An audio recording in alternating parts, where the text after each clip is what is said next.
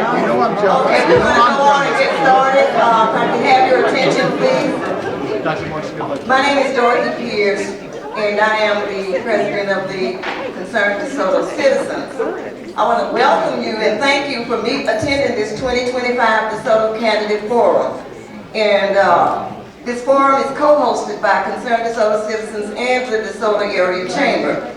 Our hope is for you to learn more about the candidates and their views so you can be an informed voter for this upcoming election.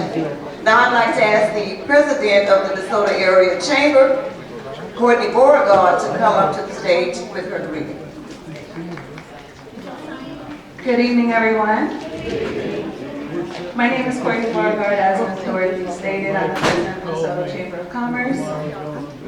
I'd like to thank y'all for being here tonight. Looking forward to a great evening.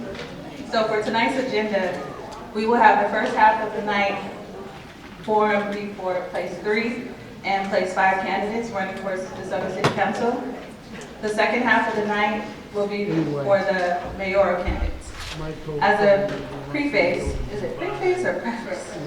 All right, thank you. As a preface to the city council and mayor candidates, we will hear brief remarks from the DeSoto ISD superintendent, Dr. Rogers, followed by opening statements from the school board trustee candidates. Please note that both trustee elections are unopposed, and we will only be hearing their opening statements without any further questions. Before we get into our evening, I'd like to welcome Pastor Kurt Crone to the stage for our invocation. Let's welcome Pastor Crone. That's better than the reception I used to get at my church, so that's sort of encouraging. Can we pray as we open our candidate forum this evening? Father, we're grateful for the privilege we have to be together tonight as citizens of this great city to inform ourselves a bit more on the candidates that are seated before us. We're grateful for their willingness to serve. We're grateful for all of the civil servants that have said yes to city leadership and school leadership. We pray that you give them wisdom, give them strength, protect them. Father, tonight we pray that you don't give us what we deserve, but you give us what we need. We pray, Father, that our city would continue to be a safe place to raise children and to educate children, a good place to buy homes, a safe place to do business, a good place to do business. We pray that you would continue to keep us safe and to bring us prosperity. And Father, tonight we pray as we continue down this election path that you would help our minds focus on what should be our priorities and our policy, our principles, and not personalities. And we leave tonight in your hands. In Jesus' name we pray. Amen. Amen. Thank you, Pastor Crone.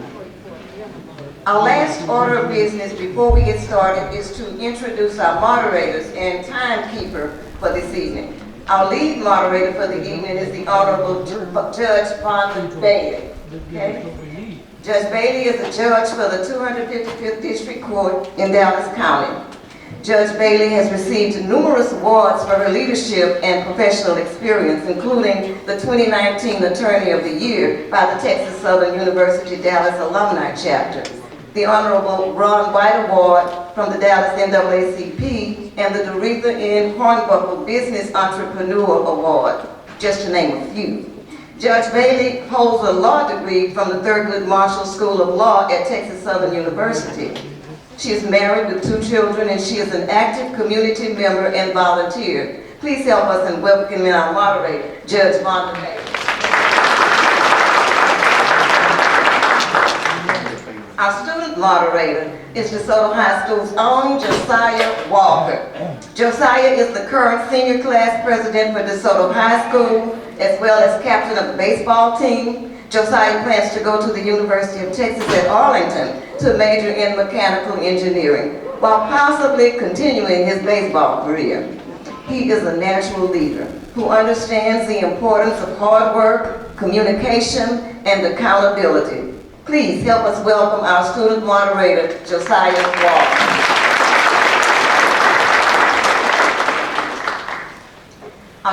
timekeeper for tonight is Mr. Kenneth Govan.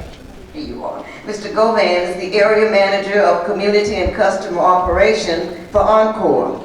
He has served in and chaired the Best Southways Partnership, DeSoto Chamber of Commerce, Methodist Charlton Medical Center Advisory Board, Duncanville Community and Economic Development Corporation, Leadership Dallas, Big Brothers Big Sisters, Leadership Southwest, and a whole lot more. Thank you in advance for keeping us on time tonight, Mr. Govan. I'm going to hand up to Judge Bailey.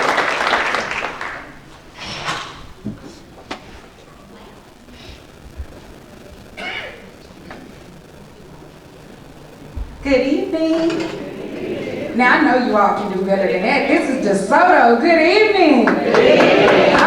All right. Thank you all again. Thank you for that great introduction. My name is Judge Bailey, and I will be one of your moderators for this evening. As stated earlier, we will hear brief remarks from DeSoto's very own DISD Superintendent, Dr. Usama Rogers. Dr. Rogers, please share with us a brief update about DeSoto ISD and what will be on the ballot for the upcoming election for DeSoto ISD. Please welcome Dr. Rogers. Thank you so much, Judge Bailey, and thank you so much to the DeSoto Area Chamber and the concerned citizens of DeSoto for allowing me a few minutes to speak about the upcoming bond election in DeSoto ISD. We've been on this journey to prepare to bring these propositions to the ballot for the last year and a half. Our district, coming into the district, I engaged in a variety of assessments and audits of our district, and one of those audits was a facilities assessment. And what we discovered through the audit was actually confirming through the lived experiences of our staff and students. The oldest campus in DeSoto ISD that we documented was 54 years. However, through community engagement, we realized our oldest campus is in fact 60 years old, and the average age of buildings in our district is 38 years. So with that, there comes a lot of wear and tear, and so the last facilities assessed bond in DeSoto has been 20 years ago in 2005. And it's important to note that there is a difference when you talk about facilities bonds and what you can actually do with it. So this particular bond, every dollar will be dedicated to improving the facilities or technology and safety and security within the district. It is not devoted to people or programs, and so that is one distinction that I would like to make. A common question that we received is, well, why is DeSoto ISD pursuing a bond now? We're pursuing a bond because the condition of our facilities are really negatively impacting our budget, and the funds that we're spending to patch leaky roofs, like today, with the rain, we are, watching to ensure that we don't have to move children out of classes because the classroom is damaged because of rain coming through the roof. And there are a variety of things that extensive capital improvement and preventative maintenance have not occurred over time because of the tax on the budget. So when we're spending money in maintenance and facility costs, that defers the money that we're spending directly for staff, for students and programming. So with that being said, we took the information from this facilities assessment committee. We planned a facilities committee. That facilities committee did a lot of research. They looked at the financial standing of the district. They toured facilities in other school districts, and then ultimately that group came up with a proposal that was presented to the board, and the board then called for a bond election.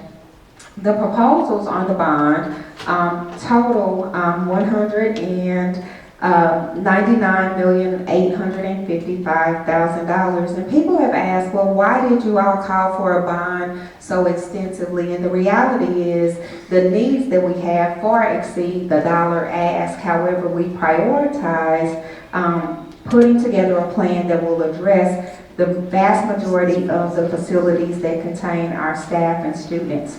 So Proposition A is $152,655,000, and the tax impact is approximately 11 cents, just slightly under 12 cents. And that includes a replacement campus for Frank Motes Elementary and renovations at Cockle Hill Elementary, Amber Terrace, Woodridge, West, McCowan, The Meadows, our central administration and professional development, DeSoto High School, and then it will help us to repurpose Ruby Young Elementary School, and then we will have the maintenance for Catherine Johnson as it is our newest facility.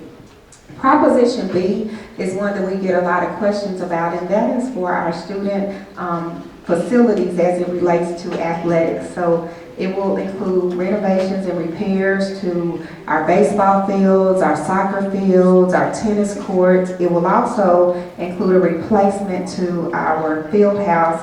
And then we've been innovative in our approach to thinking about as we're designing this building, how do we become forward thinking, thinking about school for the future. So we'll have some classroom spaces and then a third floor space that we can utilize to help us generate funds. And then last but not least, Proposition C is for $8,565,000 and the tax impact is less than 1 cent. And that is for renovations to our stadium.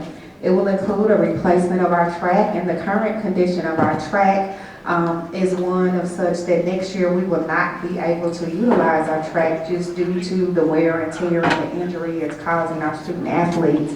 It will also help us to make our stadium ADA compliant and address some other facilities needs within our stadium. I want to just kind of also provide brief information. If you have a homestead, the school district's homestead exemption is $100,000 that was enacted by state law last year. And there's also pending legislation to potentially increase the homestead exemption. And if you are 65 or older or disabled and you've applied for the homestead exemption, then your taxes will not be impacted. However, by state law, the ballot will read that it is a tax increase. However, again, if you have applied for the exemption for 65 or older or disabled, you will not have a tax increase.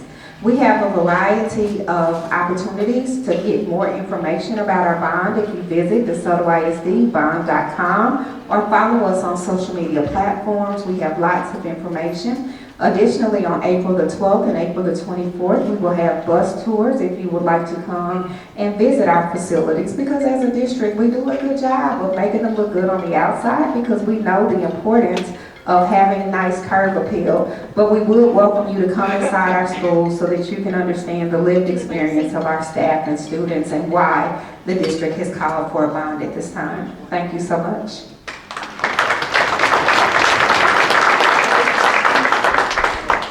Thank you, Dr. Rogers, for that update. We would like to also recognize 2 board trustees for places 1 and 2. That is candidate Cynthia Watson Banks as well as Chastity McKissick. They're unopposed, but we're going to just give them an opportunity to speak briefly. Let's welcome them, you all.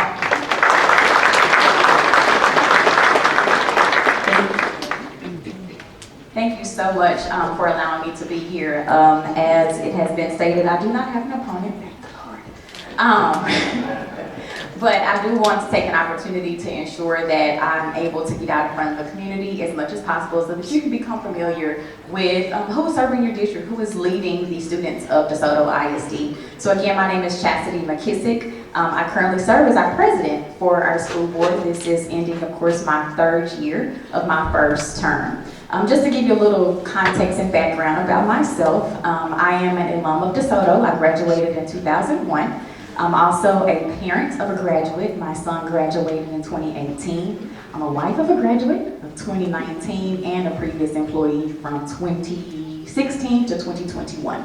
So I am a legacy of commitment with a desire to serve.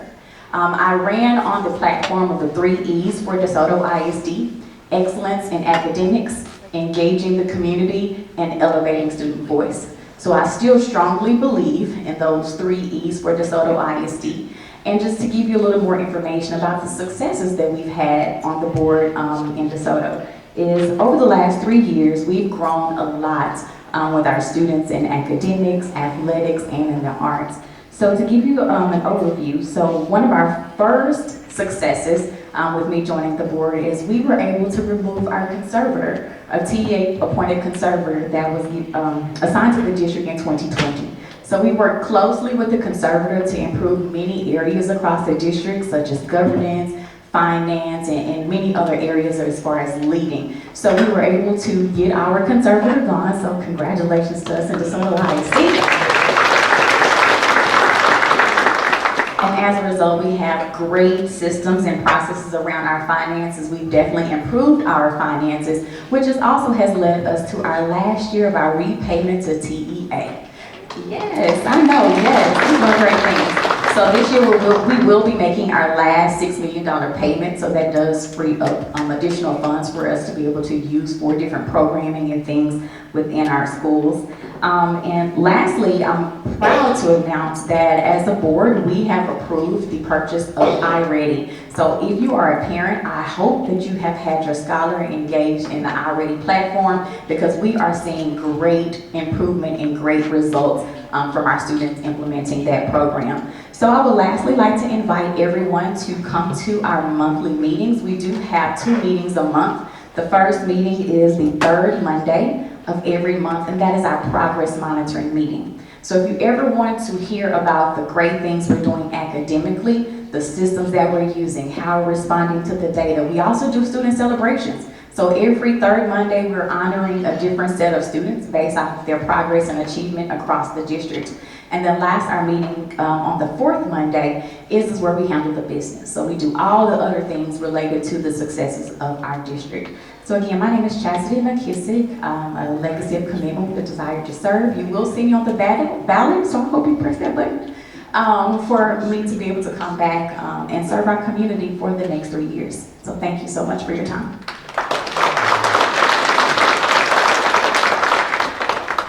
Okay, so now, as you all can see, we have our candidates for City Council places 3 and 5 that are already seated. Let's give them a round of applause.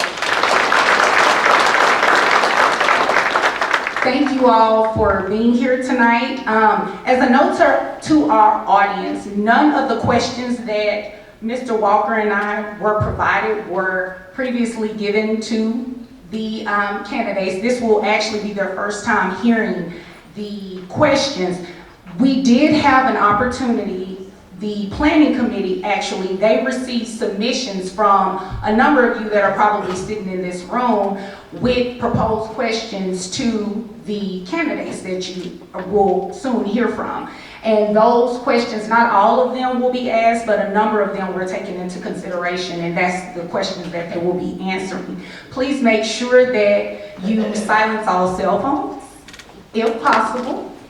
If for any reason, I know emergencies happen, if you need to take a call, we just ask you to excuse yourselves to either of the exits. The bathroom is located behind this wall here. As you can see, I am in my robe. I just want to make sure that we are all conducting ourselves in decent order. I'm going to run this moderation, Mr. Walker and I. This is my fellow judge over here, soon to be judge, probably one day. We are going to run this as though we are sitting in my courtroom. We're going to show respect to each other. No one will talk out and speak over each other. No one will make loud outbursts. And just like in a courtroom, we have bailiffs in there. We also have security back there in the event that they need to excuse someone. Everyone has a job to do tonight. You agree with me?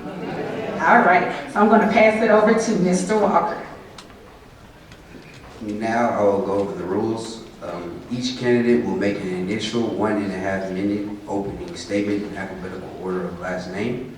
All questions will be presented by one of the moderators, and the candidate will begin speaking only when the moderator calls his or her name.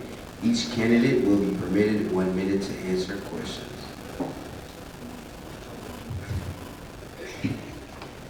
All right, so can you Okay, so we are going to allow rebuttals. Rebuttals are only allowed if and only if in one of the candidates, in one of you all's responses, that you identify another candidate by name. When that occurs, the candidate that was identified by name, you will have 30 seconds to give a rebuttal. And Mr. Govan is taking time, so just make sure that you're paying close attention, make it fast. And each candidate will be given 1 minute for a closing argument, closing statement, rather, I think I'm in court. And then the order in which you all will answer will go in reverse order, so we'll start this way and then we'll come back this way. For both addresses and questions, the timekeeper will signal when 30 seconds are left, and the candidate will be asked to stop in the allotted time. All right, so now to begin with our candidates, we have for place 3, Alonda Barbara Kusuma, Everett Jackson, James McConnell, Richard Rogers, Ken Waters. Let's give them a round of applause. And for place 5, For place we 3, have but not only do I Bill serve Jr., place 3, I will Janice serve all of Hayes, DeSoto. I am Harold truly Long excited II, because we Deborah are a North, great city. We Shanika need Weatherall. the cohesiveness. Let's We give all of them a need round of each other. We need the development. We need to take care of All one right. another. So And that you is what need I to intend to have do. 1 So minute, with me, 1 minute, I 1.5 stand to minutes be for your opening voice, statements. right time, And we will right start choice. with Ms. Alonda Barbara Kusuma. Everett Jackson. Thank you. Good evening, DeSoto. I'm Everett Jackson, Good evening. and before I get started, My I would name like is to say Alana Kusuma. and clear I the am air for DeSoto City that Council everyone Place up here that 3. you are looking at running for these positions, stand on I love three each and every one. major main ideas of my platform, and it is communicating clearly, serving DeSoto, and leading boldly. And with that platform, that is what I intend to do. I want to revitalize and restore what we already have while we're in the process of continuing enhancing our economic development that will beautify our city, that will bring us back together in our cohesiveness, as well as bring us together so we will be that all-American great city again. I look forward to working with each and every one of you in the community. I am, as I stated, for place 3, but not only do I serve place 3, I will serve all of DeSoto. I am truly excited because we are a great city. We need the cohesiveness. We need each other. We need the development. We need to take care of one another, and that is what I intend to do. So with me, I stand to be your voice, right time, right choice. Good evening, DeSoto. I'm Everett Jackson, and before I get started, I would like to say and clear the air that everyone up here that you are looking at running for these positions, I love each and every one of them. These are my opponents, not my enemies. And I believe as a community, we need to realize that. We have ran a great campaign thus far. Those of us who are candidates that are running, we are learning from each other. We're learning the personalities, the characteristics and whatnot, and we are loving on one another as candidates. And as I said earlier today on social media, if we are not fighting with one another, why are you? And I go further to say that I stand before you humbly, with all sincerity, asking you all for your consideration. A man should only ask for one thing, and that one thing I'm going to ask for you all tonight. The one thing that a man should ever ask for in life is a chance. I ask you all for a chance to work with present leadership. I'm asking you all for a chance to work with new incoming leadership. So as we go forward, I'm going to structure everything that I do with strength and honor to focus on infrastructure, because with the taxes we're paying in this city, we should be driving on gold roads, not potholes. I am going to focus on public safety. The population of DeSoto requires 115 officers. We only have 77 in patrol right now. And last but not least, in my final seconds, we have to address the debt. Thank you.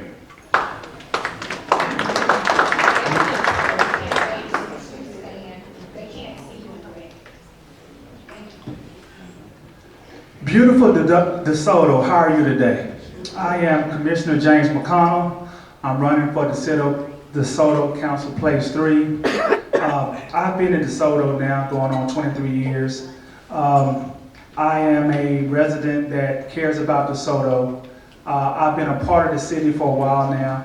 I've been either on the board or the charter and now the commission. And I'm looking to maybe get in front of, from me being behind the scenes now, I want to be in the forefront to be able to help and do more things. So what I'm focusing on more is getting more voice for the citizens, as far as I want to start a citizen committee to be able to voice their opinions more and all that kind of good stuff, to be able to talk more about policy and what we're going to be voting on as council members. So I would like the opportunity to be able to get you guys vote, to be able to help make that change. And thank you guys for listening.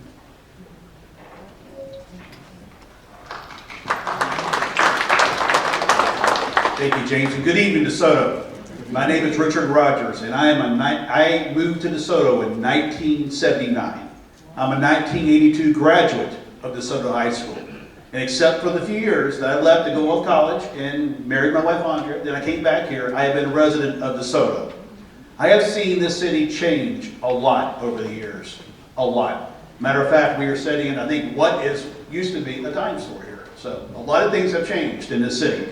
And we are at you've heard this word before, we're at an inflection point in our city's history that we got a major project on our hands, and that is Hampton Road redevelopment. Think about this, and I'm going to talk about this a little bit later on tonight, I hope. 85% of the residents in DeSoto, and my family is one of them, we actually earn our income outside the city. And it would be the best thing in the world to come home to DeSoto on that payday and spend your first part of your paycheck in a DeSoto restaurant. I'm not saying DeSoto doesn't have good restaurants, but Hampton Road redevelopment would give us more quality restaurants, more variety, and would able to spend our tax dollars in the city that we live in and that we love. Thank you very much.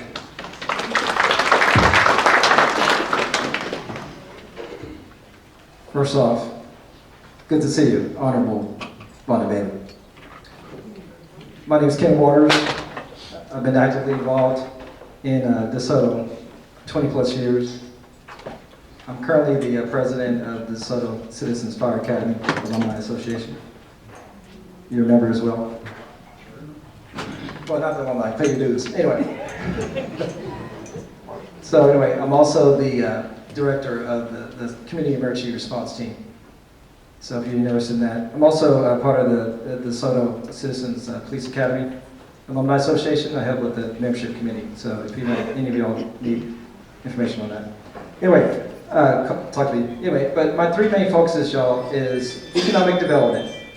We need something to do to spend our money. We spend our money over at Civic Hill and everywhere else.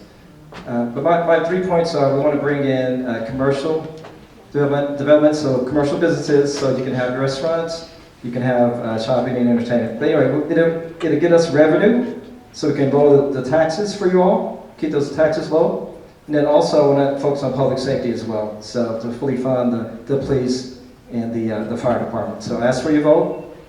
My name is Ken Waters, that's Win with Ken. Okay, winwithken.net goes over our platform, and also how to implement each step. So thank you for your time. Again, I ask for your vote.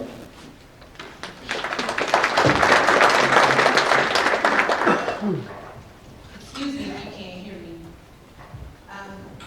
Now we will have the candidates for place 5. We will start with Mr. Will Adams Jr. Good afternoon.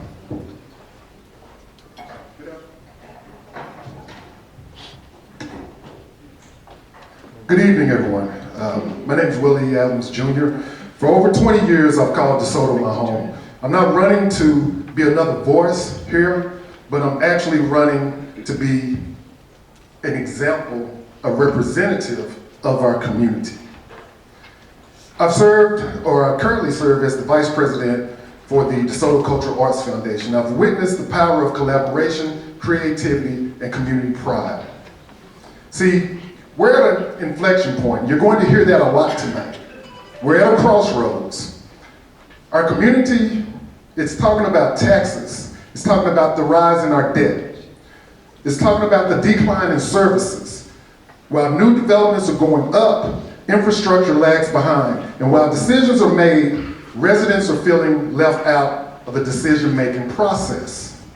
So that's why I'm standing here today. Not to come with my ideals, but to come with the community voice. I believe that we can work together to make DeSoto into the place that we envisioned when I first moved here 20 years ago. So let's work together and succeed together. I'm Willie Adams Jr. Thank you.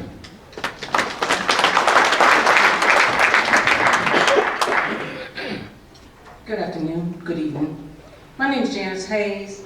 Me and my husband has been DeSoto residents for 12 years. I have served on my HOA and a member of the DeSoto Police, Clergy, and Community. DeSoto is a growing community that is shaping and moving into the new norm for the growth, which I am a part of, and we just want the best. We have a lot of intelligent, qualified, educated citizens who cared about the city and community. With the right people in these chairs, with an open mind, patience, and can work together with the citizens within the community for ideas and solutions, we could do it. It's not just about one. Nobody has all the answers. It takes all to be better. We want to spend our money in our community. We are overwhelmed with our unhealthy fast foods. We don't always want to spend our money outside our community. We need to update decaying roads without a Band-Aid. We need more police officers. The Hampton project needs to be looked at again, which I do not have the answer, but when driving down Hampton, that project that they want to put in place is not the answer. I think the citizens in the community should come to these meetings and with suggestions, solutions, and ideas. Thank you, Janice Hayes.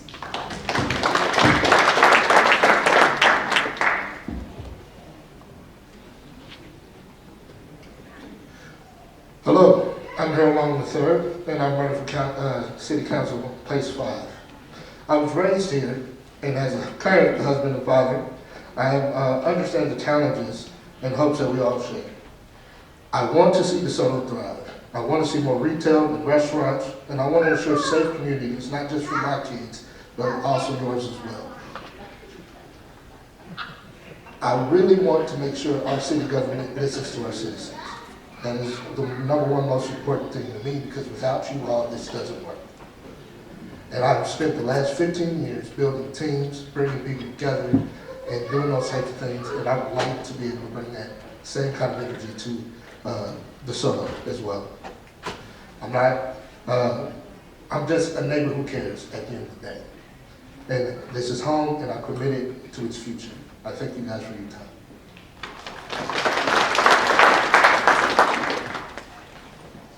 Good evening, DeSoto. Good evening, DeSoto. Thank you. I am Deborah North, and I'm running for City Council Place 5. I started my career here in DeSoto on the Super Collider project. Some may remember that back in the late 90s, but I don't want to date myself here, but just wanted to let you know I started my career here. I returned to DeSoto in 2017, having career relocations in technology, public sector, and financial services. I currently serve on Building and Standards Commission and Zoning Board of Adjustments. I'm also a proud member of Rotary and Lions Club. I aim to prioritize with council public safety initiatives that align with our city's strategic plan. For example, what's been top of mind is mental health. Mental health is public safety. DeSoto's Regional Care Team is doing vital work, and I'll support their work ensuring that they have regional resources to expand crisis responses to connect residents to care before emergencies happen. We are a city that's safe, financially sound, and sustainable development. That's the DeSoto I'll advocate for. With your support, we'll continue to grow together. Thank you.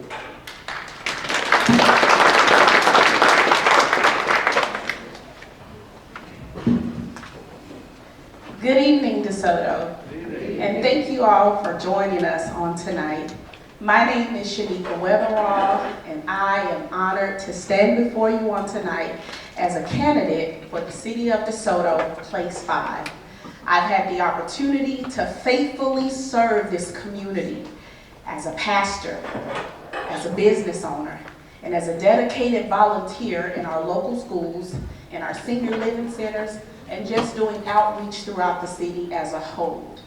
I come on tonight with a commitment to empower, to engage, and you have my commitment that I will serve. My key priorities are empowering our youth. I would that we would support our seniors. I would like to see us drive economic growth, and also that we would enhance public safety. I am not just running to hold a seat, but I am running to make a difference. DeSoto, together, we can take our city to the next level. Thank you.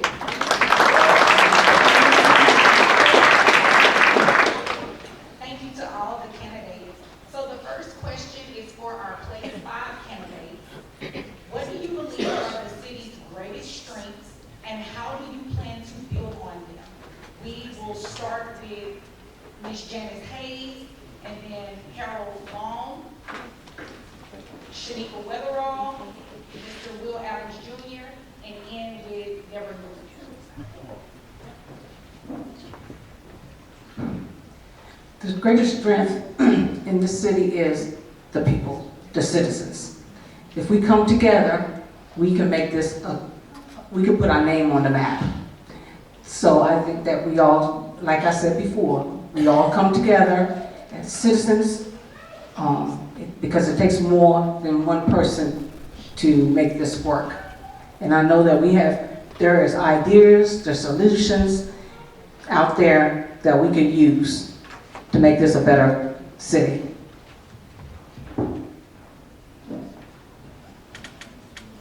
I believe our greatest strength is our potential for growth. As I'm driving around the city, I want to see the same things that a lot of us do. As was stated earlier, we spend our money outside of here.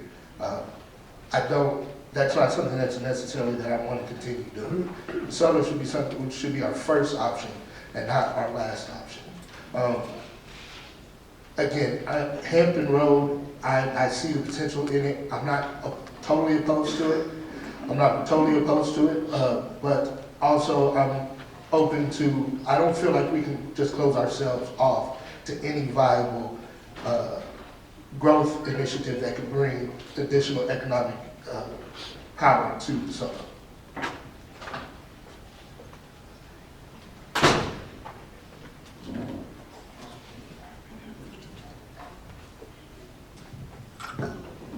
I believe that one of our greatest strengths of this city is the culture and the community that we have built. One of our strategic priorities is that we would have an engaged and vibrant community. And while we are working to build that, I believe that we're also walking in it. And so to answer the question, how would I enhance that should I get this seat? I would continue to hang around on those whys. I would continue to gather the community. I would continue to enforce that we have different forums where we continue to connect, to grow together as a city and build DeSoto and take it to a next level.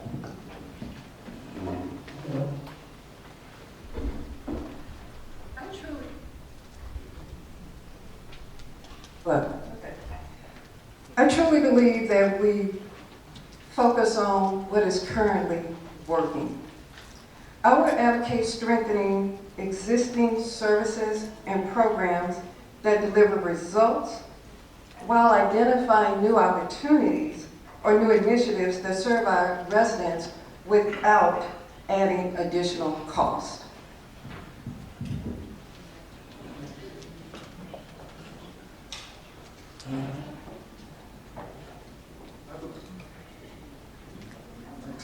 Okay, here we go.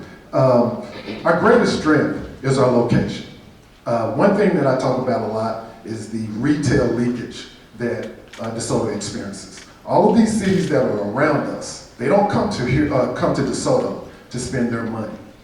Our property taxes, we complain about it or we talk about it. Well, we can do something about it. We can balance it out with sales tax. Again, we're right next to I-35. Cedar Hill is not. Cedar Hill has an outdoor mall. Cedar Hill has this. Cedar Hill has that.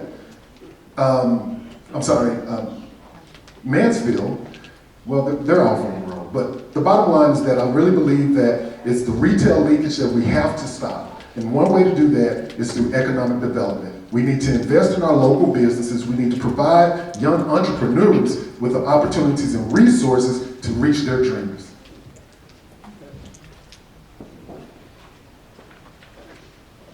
This next question will be for 4 Place 3 candidates. What are the most significant challenges facing the city today, and what are your recommendations for addressing them? Starting off with Kenny Waters, then Alana Barbara Kusuma, James McConnell, Richard Rogers, and Everett Jackson. Okay. Will, I think you've been reading my website. Economic development is our number one problem here. Our disposable income that we have, if we're not circulating here in DeSoto, we're declining economically. Now, for me, what attracted me to DeSoto, housing, we had good pricing for the housing, and we were a step up from South Oak Cliff, okay? If we don't change our direction, we will become the new South Oak Cliff, and I do not want that, y'all. I want to be an upgrade. The only way to do that properly is we need to focus on this economic development so we can start spending our dollars here. Bring up that tax base here. Okay? So I know I'm out of time. Vote for Ken. winwithken.net. I go over actionable steps on how we do this. Thank you. Thank you.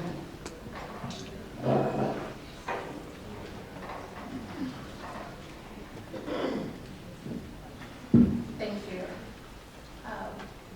One of the things that we need to focus on is taking care of what we have. I will continue to keep saying that. We can talk about economic development, we can talk about growing, we can talk about expanding, and it is much needed in our city. However, in order for a developer to decide to come in, we have to take care of what we have. We have to take care of our roads. We have to take care of our buildings. We have to take care of our development. We have to take care of our city. We have to take care of each other. And that is what it's going to take. And right now, that is what we need. And that becomes the foundation. And once you have a solid foundation, the economic development will come.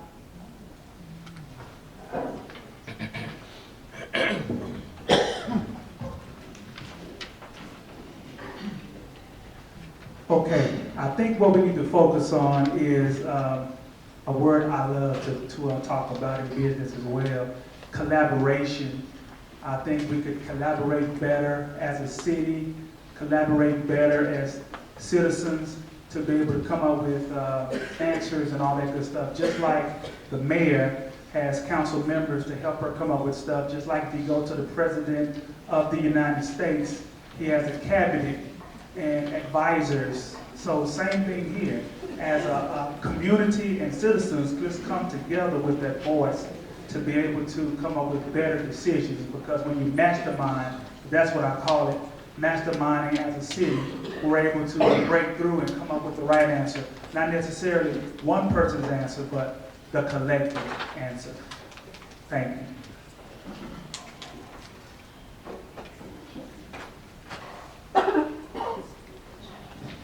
Richard Rogers. Thank you, I appreciate that. I think one of our biggest challenges that we're facing is the division and polarization in our city. And it's not only just in our city, but it's throughout our country. And I'm reminded of a former president who once said, "There's nothing beyond our capacity that we can do. We do it together." And I firmly believe in that. In the city of DeSoto, there's nothing beyond our capacity, nothing that we can accomplish if we come together as one.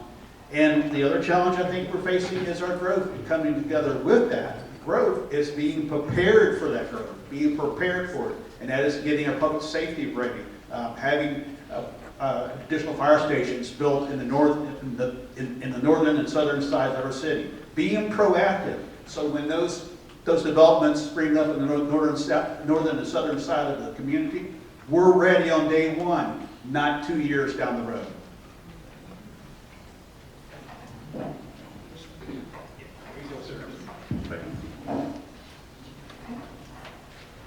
Okay, the biggest challenge. Richard stole the answer that I was going to give, which was division, so I have to go to Plan B. Plan B would be the biggest challenge is transparency here in DeSoto. And I'm giving an answer not from my own heart, from the heart of the citizens. Transparency is the #1 gripe or complaint or grievance that I hear throughout the city, is transparency. The citizens are starting to feel left out. The citizens are feeling that City Hall is making decisions that they are not a part of. And we hear this and we see this. We have an epic proportion going on right here. We have an historical amount of people running for public office because everyone is grievous about transparency. So I believe if we can open up the doors and be more communicable with the community, the citizens, our neighbors, we can get over this hump of transparency. And that'll lead to a better and greater DeSoto. Thank you. Thank you to all of the Place 3 candidates. So the next question is going to be for both Place 3 and Place 5. And we'll tell you individually what the order is so no one gets thrown off. So the question is, there has been a lot of time, resources, and investment made in the Hampton Road project. A couple of you have already touched on this.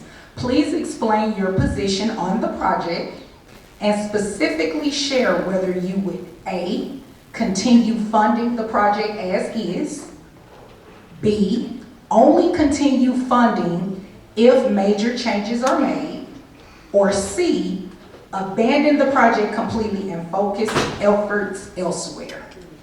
Starting with Place 3, we're going to go with James McConnell. Okay, this is a touchy thing right here. Hampton Road project.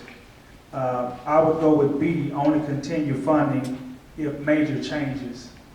Because while there's merit to why maybe we need it, there's more merit toward why we don't.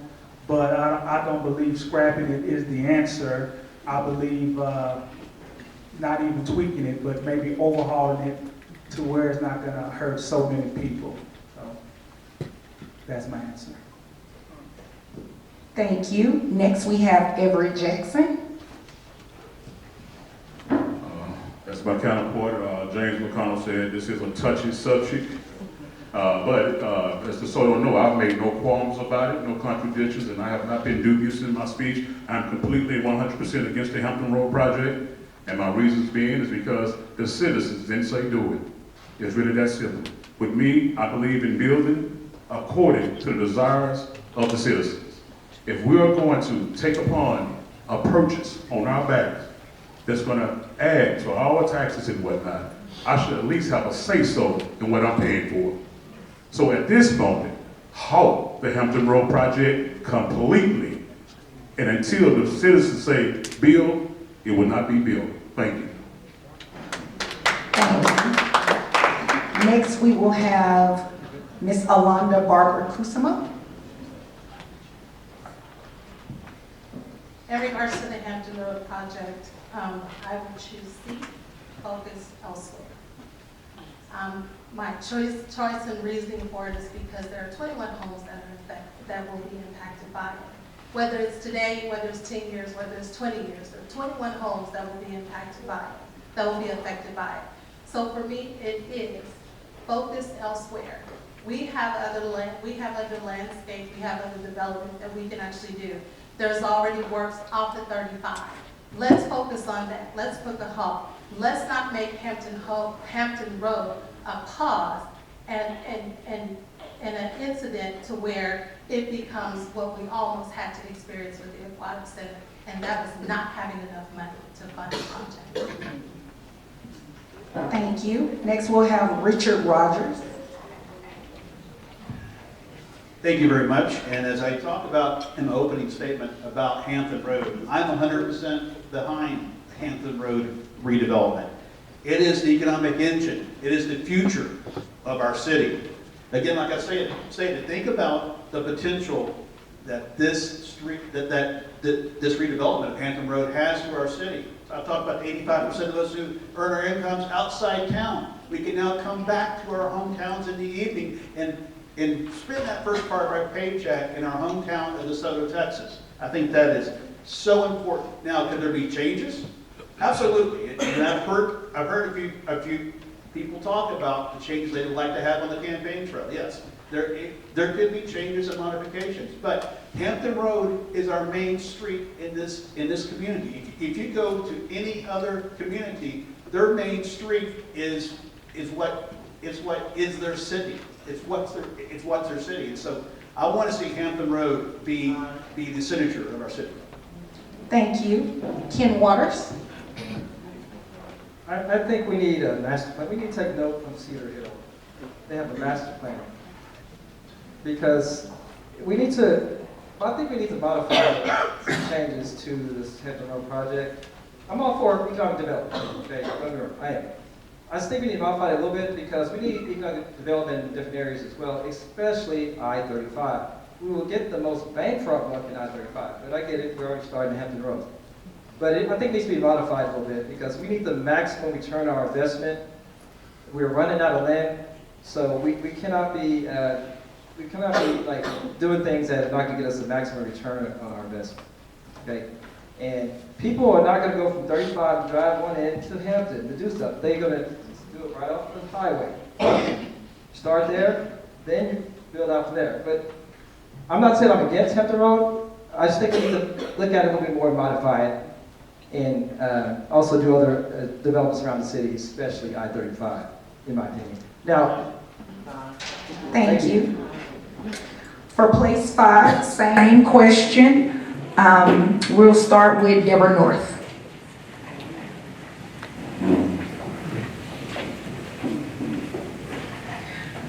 This is a great question, and the time is now, and I'm for it, and here's why. Our residents have been asking for retail, amenities, improvement, development. But this project really started in early 2000, almost 20 years ago. Start and stop, stop and start. But now we're at a point to where we can decide whether we're going to move forward on this or not. Now, does it require some modification and changes? Of course it does.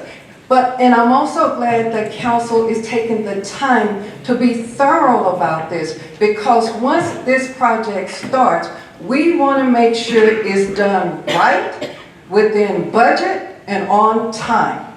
So that is my stance on it. Let's go for it. Let's stop the delay. The time is now to build and move forward. Thank you. Shanika Weatherall. There's a scripture in the Bible that talks about we perish for a lack of knowledge.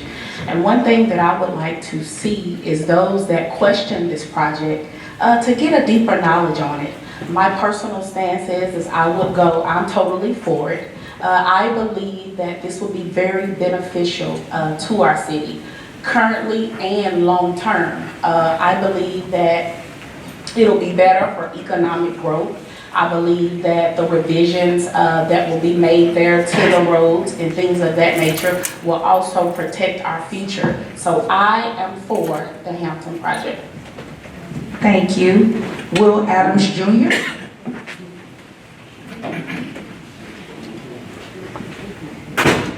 Thank you.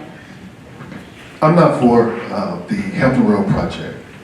It's not because I don't believe that it can develop our economy, but it has something to do with the location. It's a $48 million reconstruction project. They're talking about major changes to the infrastructure. So they're going to go in, they're going to carve up or pick up the water lines, sewer lines, the pavement. All of these things are going to be reconstructed on a main thoroughfare.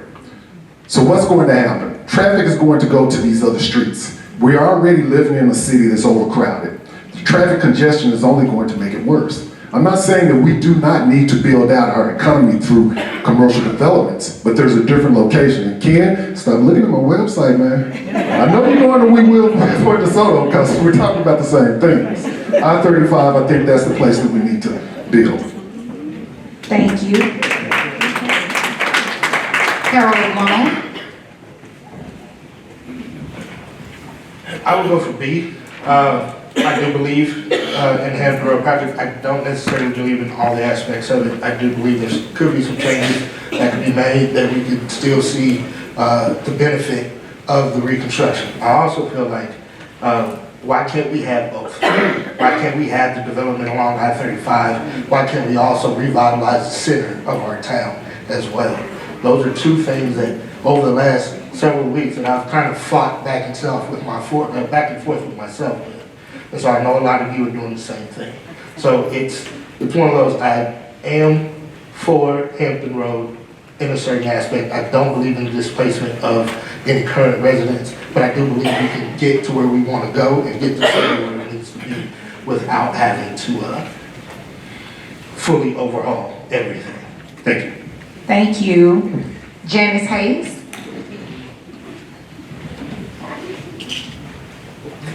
As I said earlier, I'm going from B.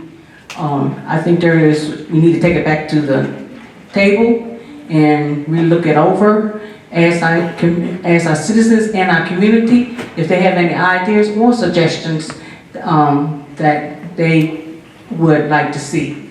Because it's going to take more than just the councilman and the mayor to make it up, because as of right now, everybody's not happy with it.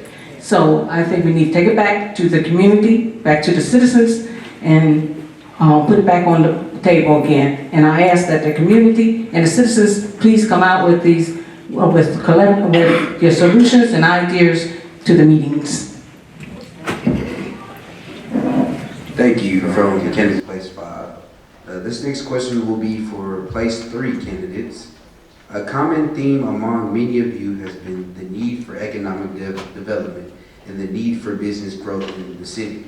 The DeSoto Development Corporation, or DDC, spearheads a lot of efforts to attract and retain businesses in DeSoto. How do you plan to work with the DDC to bring in the economic development that you envision for the community?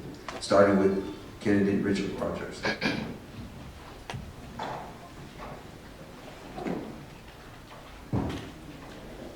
Economic development, like I've been saying all evening, is very important to our community.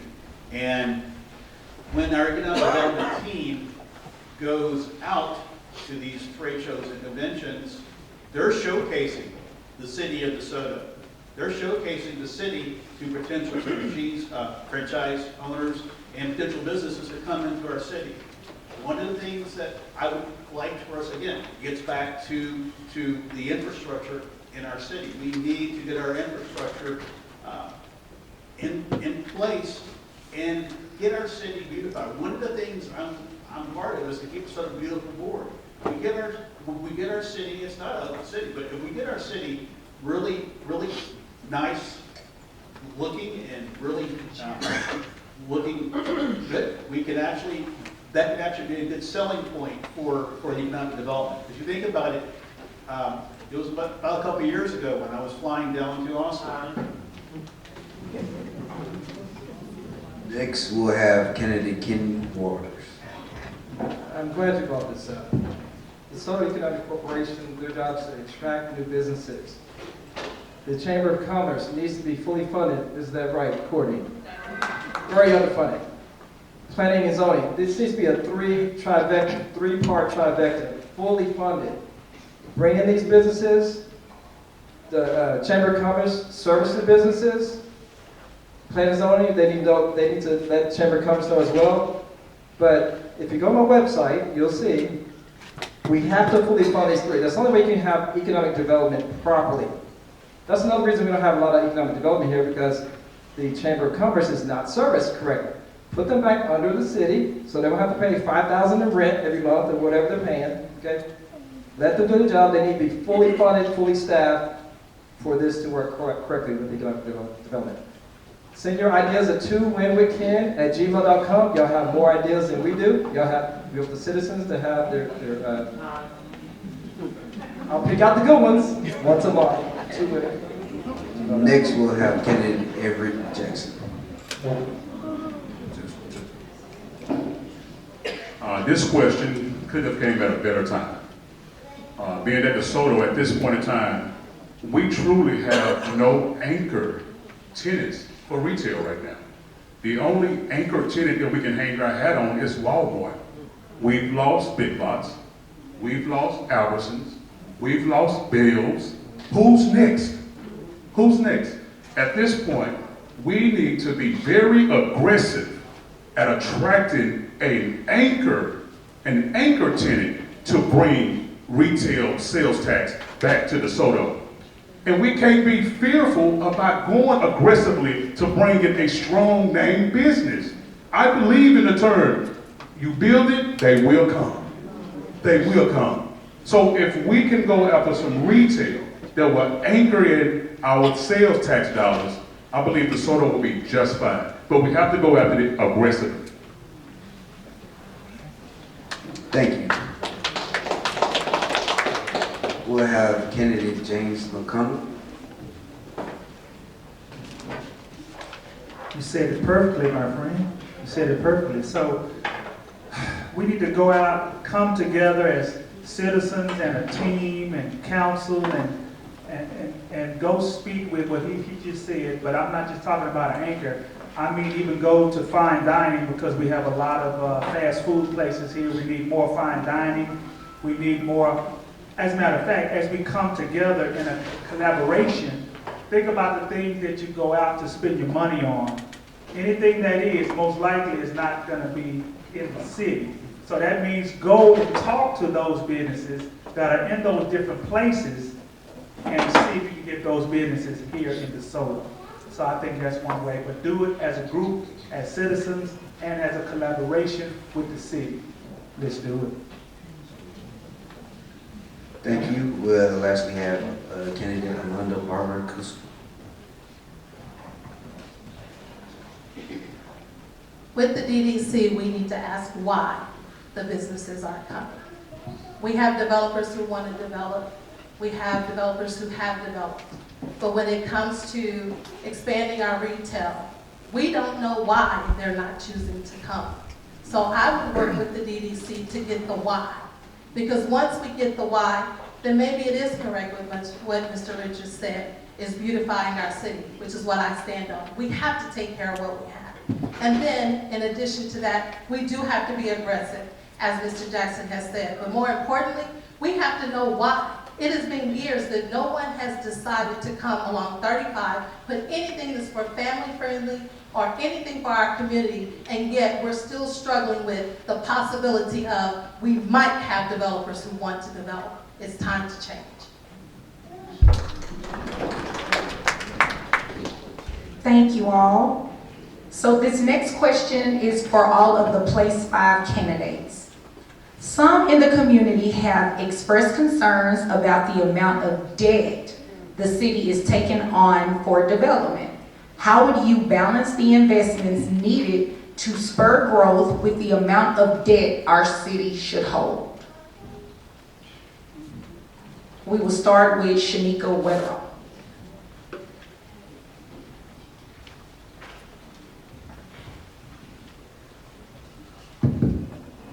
I apologize, Judge Vonda. Can you repeat that question? Sure.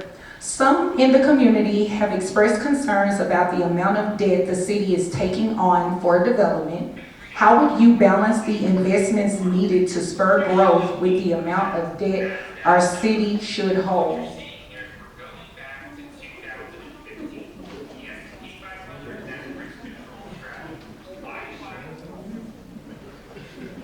Did you get the question?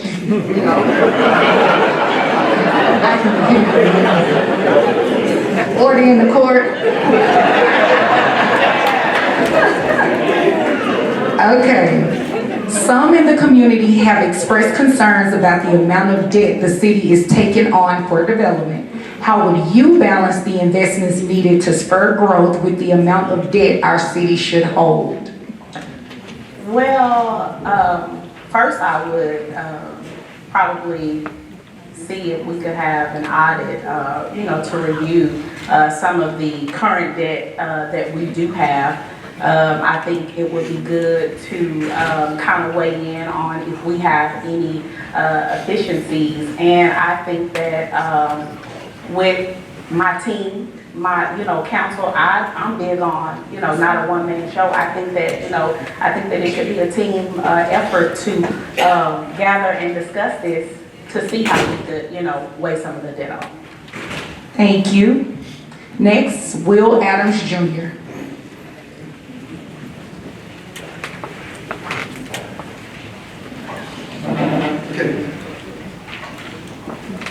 Okay, for debt reduction, this is something that I talk about a lot. I think that we need a long-term plan to reduce our debt, significantly reduce our debt. It's not about financial stability. I believe it's about turning the corner, getting to that next level, and we know that it's coming because we see what's happening in Washington, and we understand that with grants and with tariffs, there's going to be budgeting gaps. So I would advocate that we have a long-term debt reduction plan, that we reallocate savings, redirect savings from paid down debt into capital improvements and tax relief. Reform our use of certificates of obligations. As a lot of folks have said here tonight, we need to give the voters, the community, the opportunity to push projects forward and to decide what type of debt and the amount of debt we're going to carry as a city. Next, I believe that we have a 10% reduction goal in the first term of... Thank you. Next is Harold Long.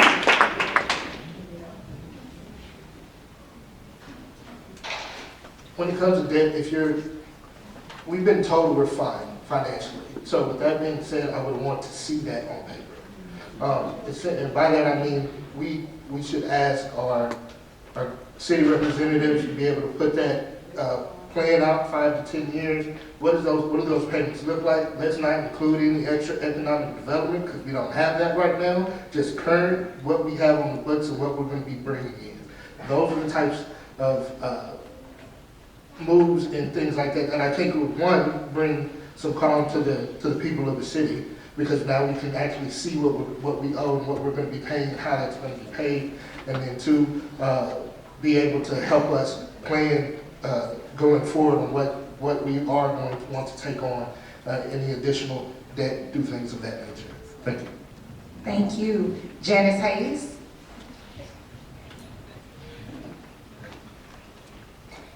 I think that I will review it with the team that's going to be selected. And I think that the community and the citizens should know what the debt is. It should be written out, sent to every citizen so they know what the debt is from and what the debt is. But I think it should go with the team to review and look over the debt together. Thank you. Deborah North. Thank you. DeSoto is currently rated with AA rating, which means good debt. That it shows that we're financially stable. Yet I also want to add to that, with certificate of obligations, those are used for smaller projects that the city funds, so that we can also have the monies in place in our general fund so we can look at larger projects. In managing that, I would currently work with council in continuing to seek grants that will also ease the burden for our residents, that we also would take a look at audits with our financial staff to look at underserved programs that are not benefiting our residents. Thank you. This next question will be for both place 3 and 5 candidates. Can you share any initiatives or priorities or concerns that you would like to address that are place specific for your area of the city? We're going to start with place 3 candidates, starting with Everett Jackson. Could you please repeat that question one more time? Yes, sir, I can. The question states again, can you share any initiatives, priorities, or concerns that you would like to address that are place-specific for your area of the city? Of course. I complain enough about it online, I can do it here in front of you beautiful people. As many of you know, I was a victim to being pothole bullied this week. I placed it on social media. Bent rim, busted tires. All this is around my place and whatnot. I have a concern with that, and so does several other citizens in my area. Have another constituent had to replace all 4 of her tires at one time, right here at discount. All these things need to be addressed. Also, I have to bring attention to the citizens of DeSoto about in Place 3. We're only living with 1 street light on our streets in the Crest Meadows area. 1 street light. 1 street light. The FBI has concluded that less lights equals more crime. We need to work on our infrastructure, people. It's desperately needed. Infrastructure, DeSoto, infrastructure. Thank you. Thank you. Next, we'll have candidate Alonda Barber-Kuzma. In our place, it is infrastructure. It's our streets, it's our roads. Place 3 is east of Hampton. I call us the stepchild of DeSoto. We're dated, and we're overlooked. You give us a Wendy's, but the drive in and out is not the best position for it. It's an accident waiting to happen. And I no longer want Place 3 to be the stepchild. I want our lights fixed. I want our roads fixed. I want our neighbors to be neighborly. And most of all, I want us to be brought up to date like we're doing in all other areas of DeSoto. It is time for Place 3 to stop being the stepchild and the forgotten one. Thank you. Next, we'll have candidate James McConnell. All right, Place 3. Well, my mantra is always give more of a voice. I love the trying to fix the roads and the potholes. As a matter of fact, on a vehicle of mine just about a year ago, I went through what you went through, and one of the rims that's on one of the vehicles, I had to go and get the rim fixed because of that pothole. So having said that, more street lights, but mainly more of a voice for Place 3, so we can come together with regular meetings, not just with the citizen board that I'm trying to create, but more regular meetings weekly to be able to talk about those problems that we can bring to light to council and mayor and so on and so forth.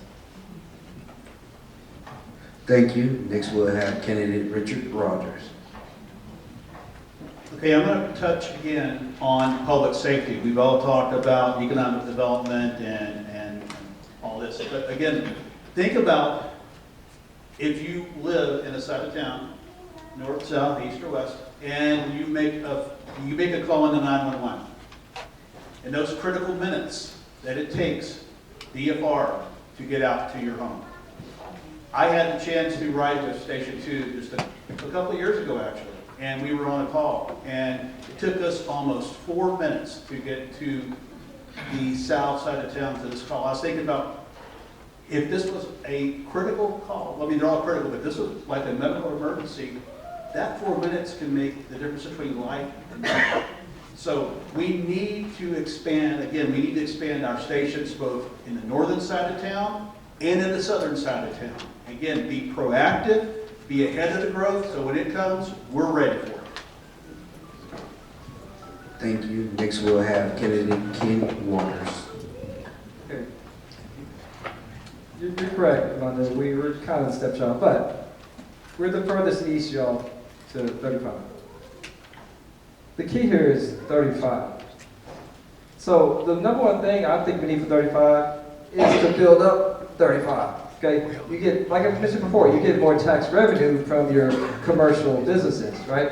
The more commercial business you have, more things you have to do, right? That's more money in the pot for the city. If you got more money in the pot, now you can start, servicing your debt more, right? So the economic development will solve a lot of problems that we have, is my point. Safety as well, of course, with 35, you get a little bit more crime there with the cars, thefts and things like that. So obviously, Yeah, that's a concern as well. So when we fully staff the police, I don't know if y'all know, like sometimes we're down only like 8 police, so no, we need to fully fund the police, fully fund the fire, keep it safe, but economic development with our limited amount of land will solve that problem. Now we'll start with place 5, starting with candidate Will Adams Jr.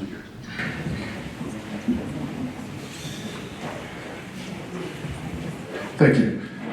For place 5, it's our infrastructure. So we need to improve our infrastructure, enhance public safety, improve our economy, and engage the community consistently.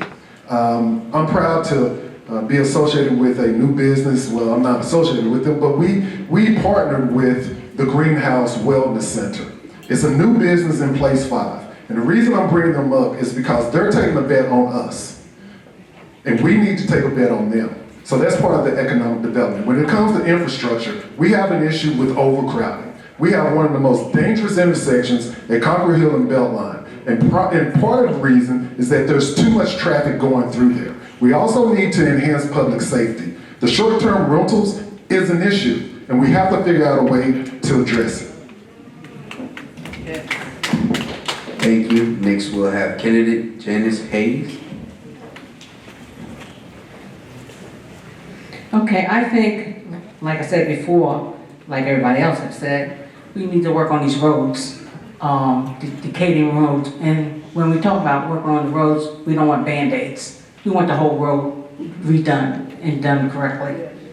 Also, too, if we're looking at, okay, and then these unhealthy food spots that's popping up all over the place, it's not good for our health, not good for the senior citizens, or not good for the children. It's dead food. So we look at some healthy food, like Whole Foods, or some other that has healthy, that people would like to go and eat healthy. Also, while we are updating our communities, we will need some more police officers also. Thank you. Next we'll have candidate Deborah North. As I drive around place 5, I'm reminded of this past weekend when I was just taking a look at that, assessing, yes, the potholes, the different colors of, I call it Band-Aid fixes.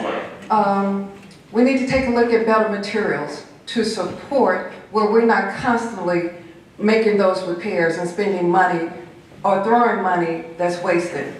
But as I was turning on Twin Falls, I saw 2 women talking in front of a street lamp that had been out for over a month. So I asked them, what's been going on? I introduced myself, and they said, we've been waiting for our street lamp to be fixed. So I immediately said, I'll get back with you on that. So I contacted Encore and said, we need our lamp fixed. So I got an answer today saying, give us 3 weeks, and we'll have that light on. Thank you. It's about taking action. Next we'll have candidate Shanika Weatherall. One of my concerns in place 5 is the vandalism in so many cars, and residents, they're losing their personal property there at the EOS gym. On the planning and zoning tip, I would also like to see if we can expand their parking lot a little bit. And then if you look in the neighborhood app, you'll see where the Exxon right there was broken into 7 times. So I would like to see an increased police presence right there in place 5 for the safety of the citizens. Lastly, we'll have Harold Long III. Thank you for the question. One of the things that I would like to focus on is our public safety and our police response. I don't necessarily believe that everything needs to be approached with a hammer, but a scalpel may be working as well, may be beneficial as well. By that I'm saying, when we reach out to our officers for help and we're looking for them to come help us based on the situations that we have presented, we should have officers that are well trained to be able to answer those calls accordingly. But that's going to start with us being able to, like everybody up there mentioned, funding the police accordingly and making sure our officers have the training that they need. So that's one of the things in place 5 that I would like to tackle. If Title, The Accidental Cupid, in the quaint town of Portville. Thank you. This next question will be also our final question. It will be both for place 3 and 5. The question will start with, would you support policies that make it easier or more restrictive for charter schools to open and operate in DeSoto? Why or why not? Starting with place 3, candidate Richard Rogers.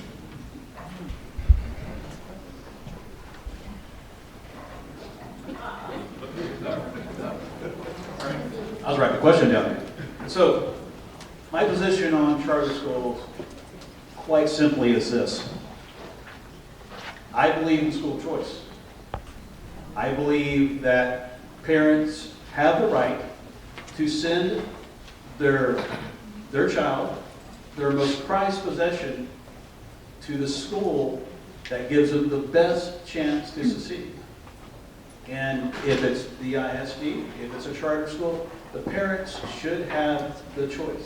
I was raised in a time where in Dallas schools, in the neighborhood you lived at, that's the school you went to, regardless of choice. That's where you went to. And so I am a firm believer in the parents having the choice to sending their kids to the best place that they can succeed and be well-educated, well-functioning citizens of our community.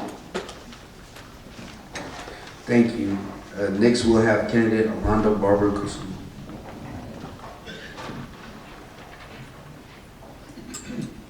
I want to take this moment to ask Mr. Richard Rogers just a question. You said that a kid can have a choice to go wherever they choose to go, where that's the most interest for them. However, you support the Hampton Road project because you want to keep our dollars in our city. So what's the difference between allowing our kids to go out of the city for a better education and us taking our money out of our city?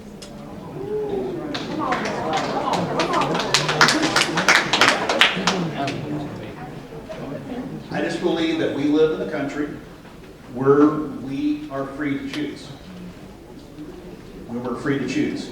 And I believe, like I said, I believe that as a parent, I'm not saying anything is wrong with the ISD. I'm not saying that at all. What I'm saying is, as a parent, you should have the choice to send your child, your most prized possession, to where they can be most successful.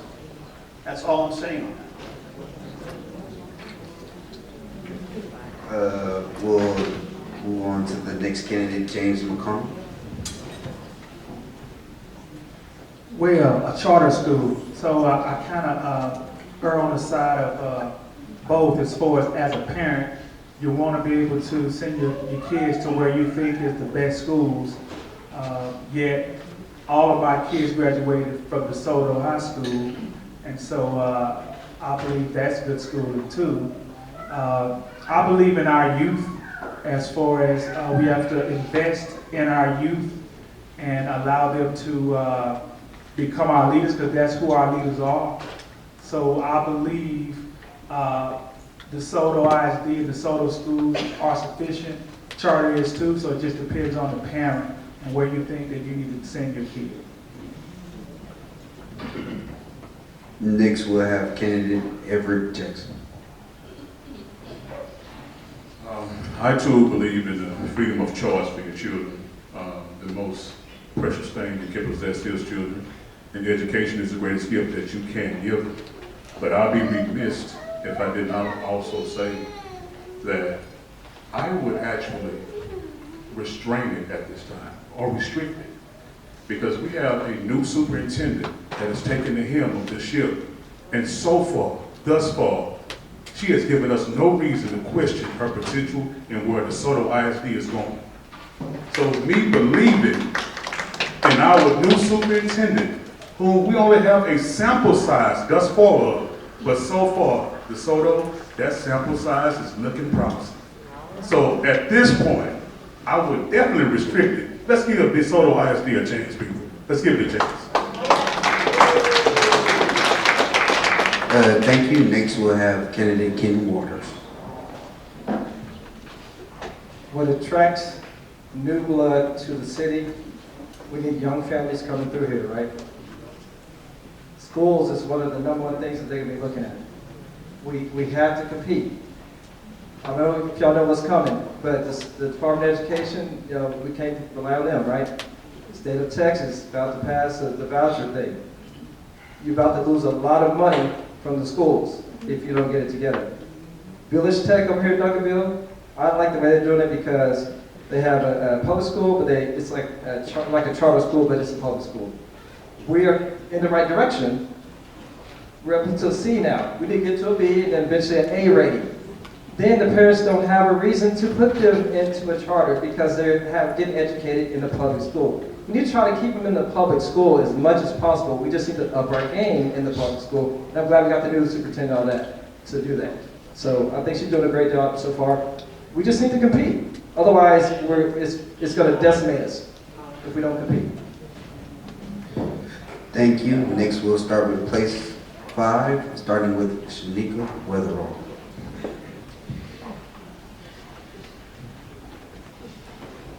This is Eagle Nation, baby. I am opposed to charter schools. If our kids leave our public schools and go to charter schools, we lose state funding. That money follows them. We are currently in the process of a bond for the DeSoto ISD, and so losing our kids to charter schools, that money would leave. It's Eagle Nation all day.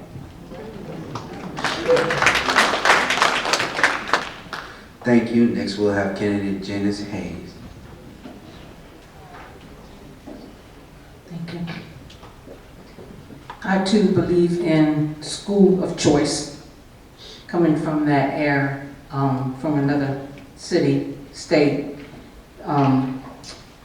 Me as a parent, we had to move our children out of the city we were living in to go to a better school district. So and then like they said, it's up to the parents where they want to send their children.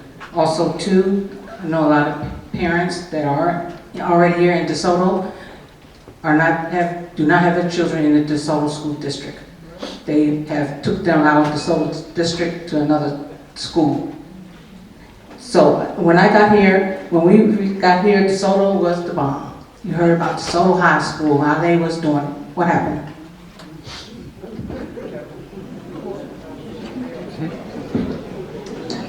Next, we'll have candidate Will Adams Jr. Thank you. I believe in options, but I do not, and I will not support state legislated choice. I believe that every parent should have to make the decision that's best for their child based on circumstances. But I also believe that when it comes to community, the schools that you have, that's part of the village. That's part of the groundwork, the foundation to build up. So if we're talking about economic development in DeSoto, it starts at the school. It starts at teaching them the right way to budget, teaching them, if you want to be an entrepreneur, the sky's the limit. We don't do boxes, so you have to think outside the box. It's about blue skies, and that's DeSoto. It's always been DeSoto, and it will always be DeSoto.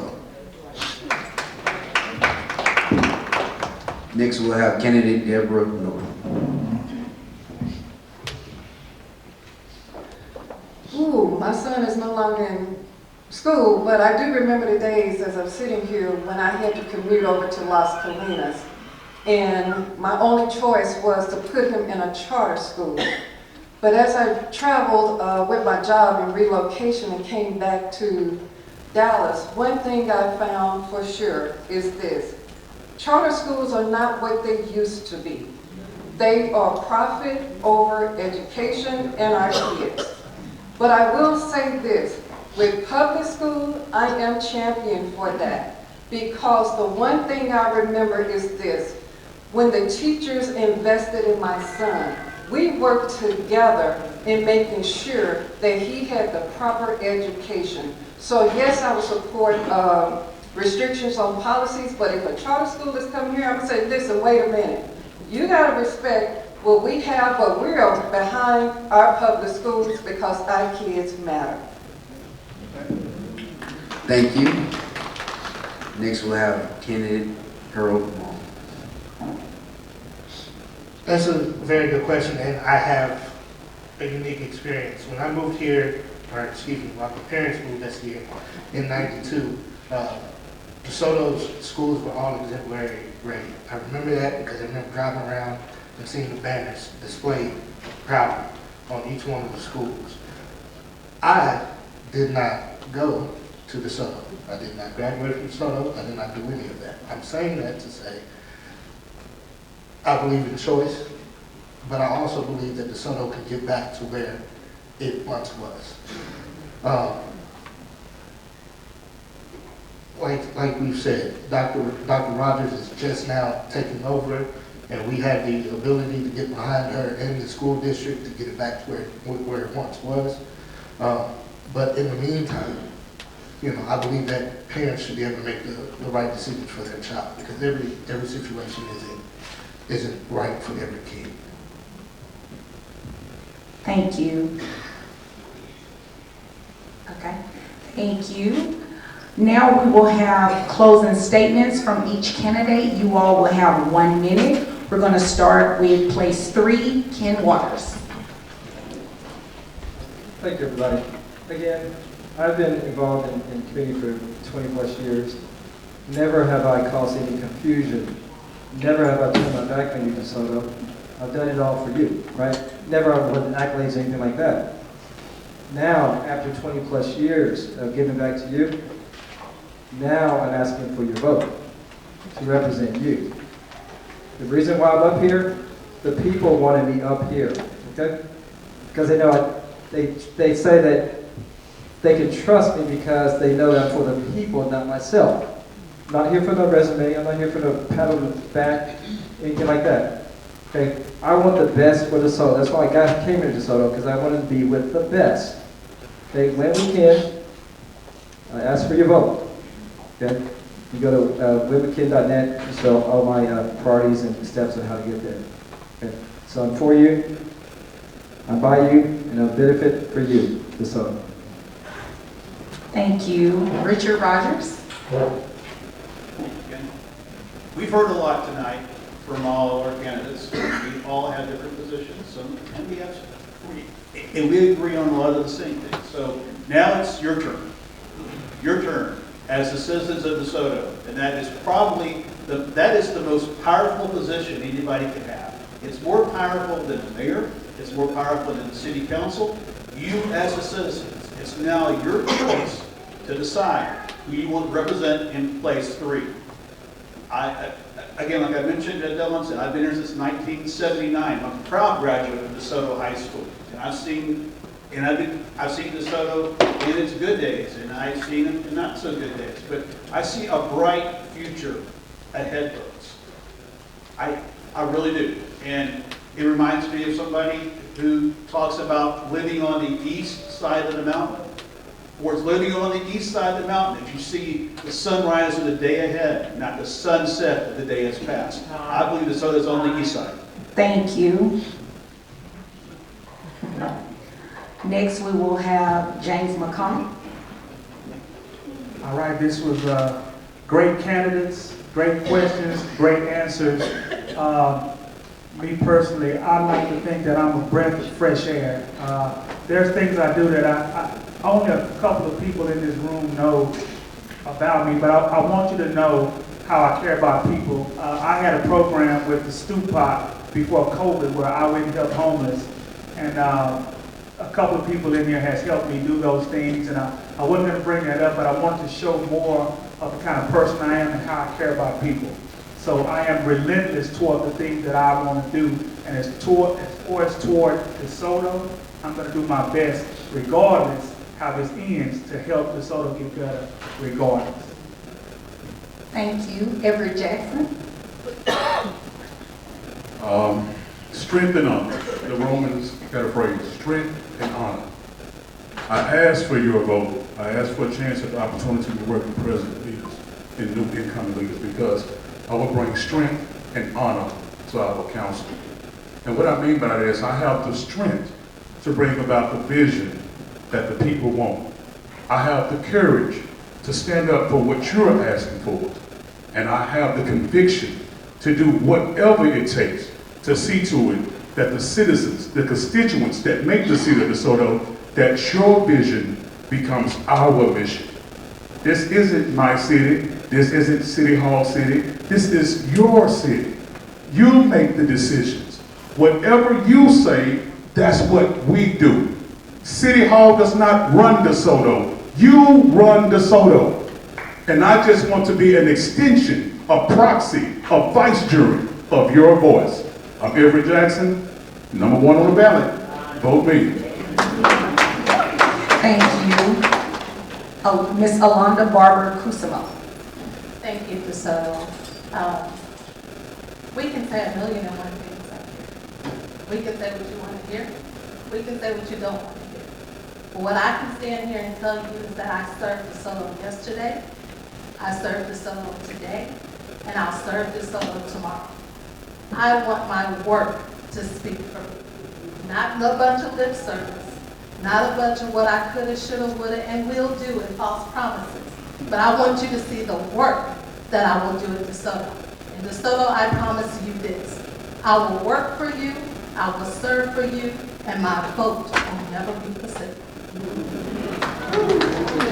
Thank you. Place 5 candidates. We will start with Shanika Weatherall.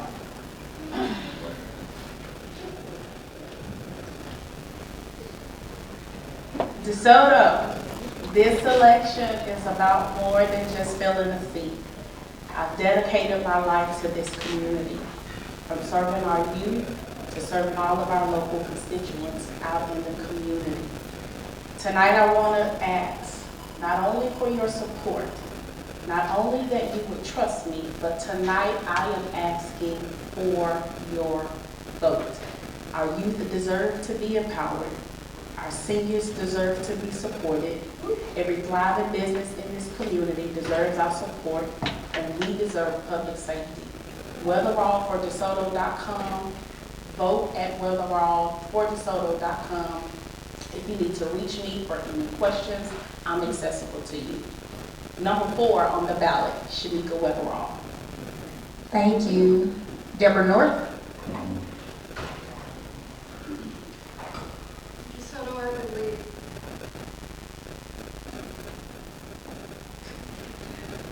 DeSoto, I believe that we as residents and citizens are ready for a council person who not only serves, but is committed to continuing the progress our city has accomplished.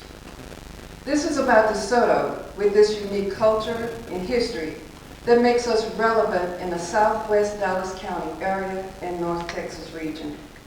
I look forward to joining the work in progress, ensuring that DeSoto remains well-governed, strengthen public safety, support responsible growth that enhances our quality of life. I ask for your vote to continue the momentum of our strategic plan for growing a more vibrant, connected DeSoto, one where we honor our past while shaping a future that works for us all. I'm Deborah North, number 5 on the ballot for place 5. Thank you. Thank you. Harold Long. Thank you. Again, thank you for having me tonight, and I appreciate you guys taking the time to listen to my petitions. Like I stated earlier, I grew up here, and like 5 years ago, my wife and I decided to buy a house, and we're raising our boys here. I want to see a place that I would, just like growing up, I want my boys to be proud of that place that they grew up to. When people ask me where I was from, I was always proud to say DeSoto, and I want the same thing for them. And I would say, venture to guess that many of you would want the same for your children, or grandchildren, or anybody else that's here. The biggest thing for me is I want you guys to remember that I'm your neighbor. I may be standing up here asking you for your vote and asking you to support me, but at the end of the day, I am just another one of you, and I'm your neighbor, and I'm accessible, and if you guys need me, I will be here. Thank you. Thank you. Janice Hayes.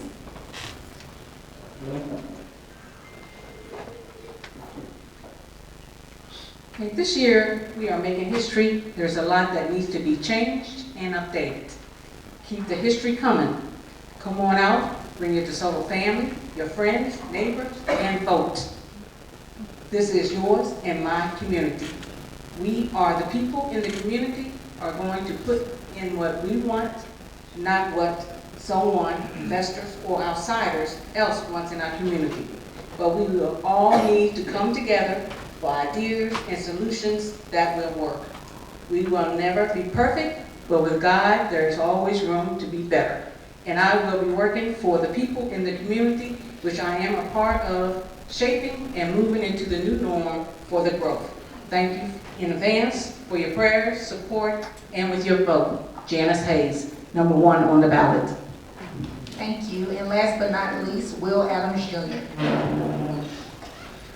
Malcolm X once said, if you replace I with we, you go from illness to wellness. DeSoto, we have an opportunity to heal ourselves. We have an opportunity to come together, have a collective conversation, agree, and share in the sacrifice to move our city forward. We've all invested time, energy, and money in DeSoto. But unfortunately, we're seeing the consequences of uncontrolled growth. Our roads need work. We need a different path. We need to follow a vision from the voice of our community. That's why I advocate for a pause, plan, prioritize strategy. If you go to my table, please check out my booklet. It's a blueprint for We Will for DeSoto. Because again, it's not about an I, it's about we. This is our community. Thank you. This concludes the City Council portion of the candidate forum. Thank you all for giving us your answers. We really appreciate it. And would you all please allow a few minutes for the mayoral candidates to transition. Thank you.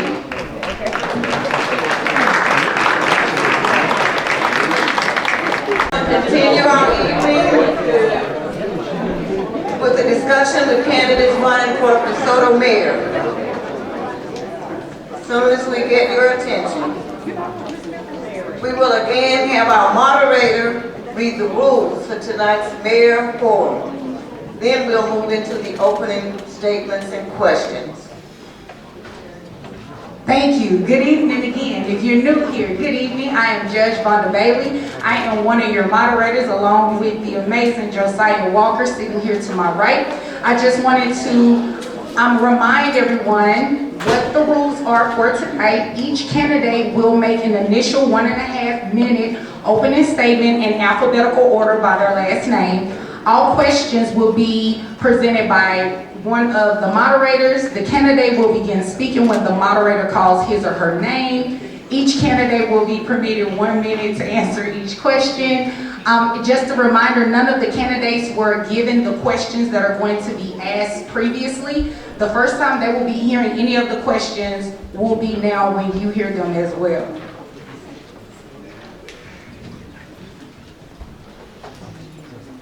For all candidates, the rebuttals will only be granted by a moderator if a candidate happens to call you out by name during the response to a given question.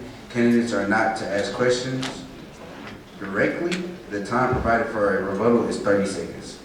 Each candidate will make a 1 minute closing statement at the end of the forum. The sequence will be in the reverse order of the initial address. For both addresses and questions, the timekeeper will signal when 30 seconds are left, and the candidate will be asked to stop if allotted time is exceeded. Thank you, Josiah. So our candidates for DeSoto Mayor include Arthur Anderson, Katanya Flowers, Dr. Dinah Marks, Rachel L. Proctor, and Jerry L. Ravenel. Let's give them a round of applause. Okay, you each will have 1.5 minutes for your opening statements, and we will begin with Arthur Anderson. Hello, DeSoto. I am Arthur Anderson. I am running for mayor for place 1, and I am an intersectoral leader with expertise in real estate, public policy, education, redevelopment, and diversity, equity, and inclusion. And I believe that real leaders have to bring people together to solve real problems. I hold degrees from Northwestern University, University of Southern California, and Harvard University. And I believe that the best education that a public servant can have is one that they get when they listen to their constituents. I am number 5 on the ballot, and you can learn more about me at www.andersonfordesoto.com. Thank you. Next, we will have Katanya Flowers.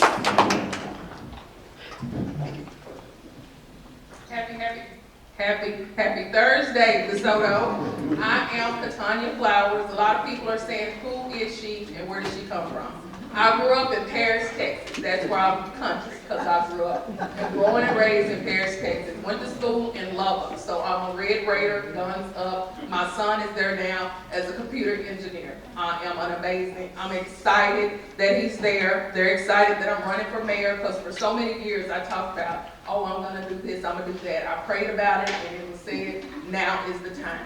And the time is because I'm not just a candidate, I'm someone who's just answered a call to serve, to uplift, to lead the city into a new way of being. So I want to express to you tonight to vote for someone with a fresh face, a fresh start for DeSoto, the All-American City. Vote number 2, Katanya Flowers. Thank you, Dr. Dinah Mark. Thank you so very much. It is of a particular honor that I am here tonight, so thank you so very much for allowing me the space to share this afternoon. I am serving right now on the City Council for 5.5, almost 6 years.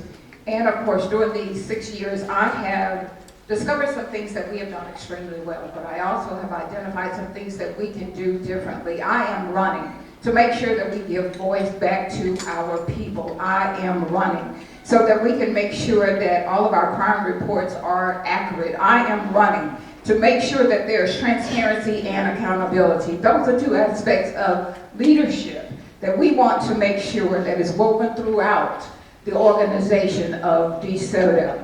We want to make sure that we work together. We want to make sure that everything that we do, every decision that we make goes to the people and it's for the people. Our people are to make sure, we want to make sure that our people have a right, have a voice in everything that we do. I'm number 4 on the ballot, so I encourage you to go ahead and make your mark for Dinah Marks. The choice for change. Thank you, Rachel L. Proctor. Good evening, DeSoto. Thank you to the Chamber of Commerce and to the concerned DeSoto citizens for hosting this forum. This is just such an amazing room to look out. If you see from our vantage point, to see all of you in the room tonight getting this information is so discouraging. It's so encouraging. And when my family moved here when I was in the 3rd grade, they made a decision that would literally change the rest of my life. And today I have the honor of serving you as your mayor, and I don't take that lightly. I know what it means to be overlooked, I know what it means to be under-resourced, and I know what it feels like to feel behind and still rise anyway. And so my name is Rachel L. Proctor, and I am a proud DeSoto High School graduate, and I've served our city faithfully, first as a library board member, then as a member of the Board of Chamber of Commerce, also as a council member, and now as your mayor. And so over the years since I've been in leadership, we built more than just policies. We built progress. Crime is down, our city's tax rate is stable, debt is down despite what you may have heard, and we've laid the groundwork for long-term economic prosperity. We've done that block by block, family by family, and conversation by conversation. And what I'm most proud of is how we've been able to show up for every generation in DeSoto. We've increased our over 65 tax exemption. We've been able to build inclusive partnerships with our school district and our faith leaders. We've also been able to have the city's first paid internship. Thank you. Vote for Rachel L. Proctor. And last we'll have Jerry L. Ravenel. Good evening, everyone. My name is Gary Ravenel. I'm the chairman of the Planning and Zoning Commission for the City of DeSoto. I am a leader that has 30 years of leadership experience from corporate America. I am skilled at having critical conversations work breaking down silos, collaborating cross-functionally with people across the table, even with C-suite executives, like chief executive officers. I am running today because I want to restore the excellence that was known with our city in the 70s and the 80s. And the excellence starts with the council to ensure that it is operating with excellence, with professionalism, rooted in transparency and accountability. For the employees that are working in a dysfunctional environment that is evidenced by turnover, that our city's safety is prioritized, ensuring that the fire department and the police department have the necessary resources, and to ensure that in our city spending and the acquiring of debt, that it's done for things that we need, not things that are just nice to have, specifically the infrastructure of our city. I am Gary Ravenel. I am running because I want to move DeSoto forward, and I'm asking right now for your vote.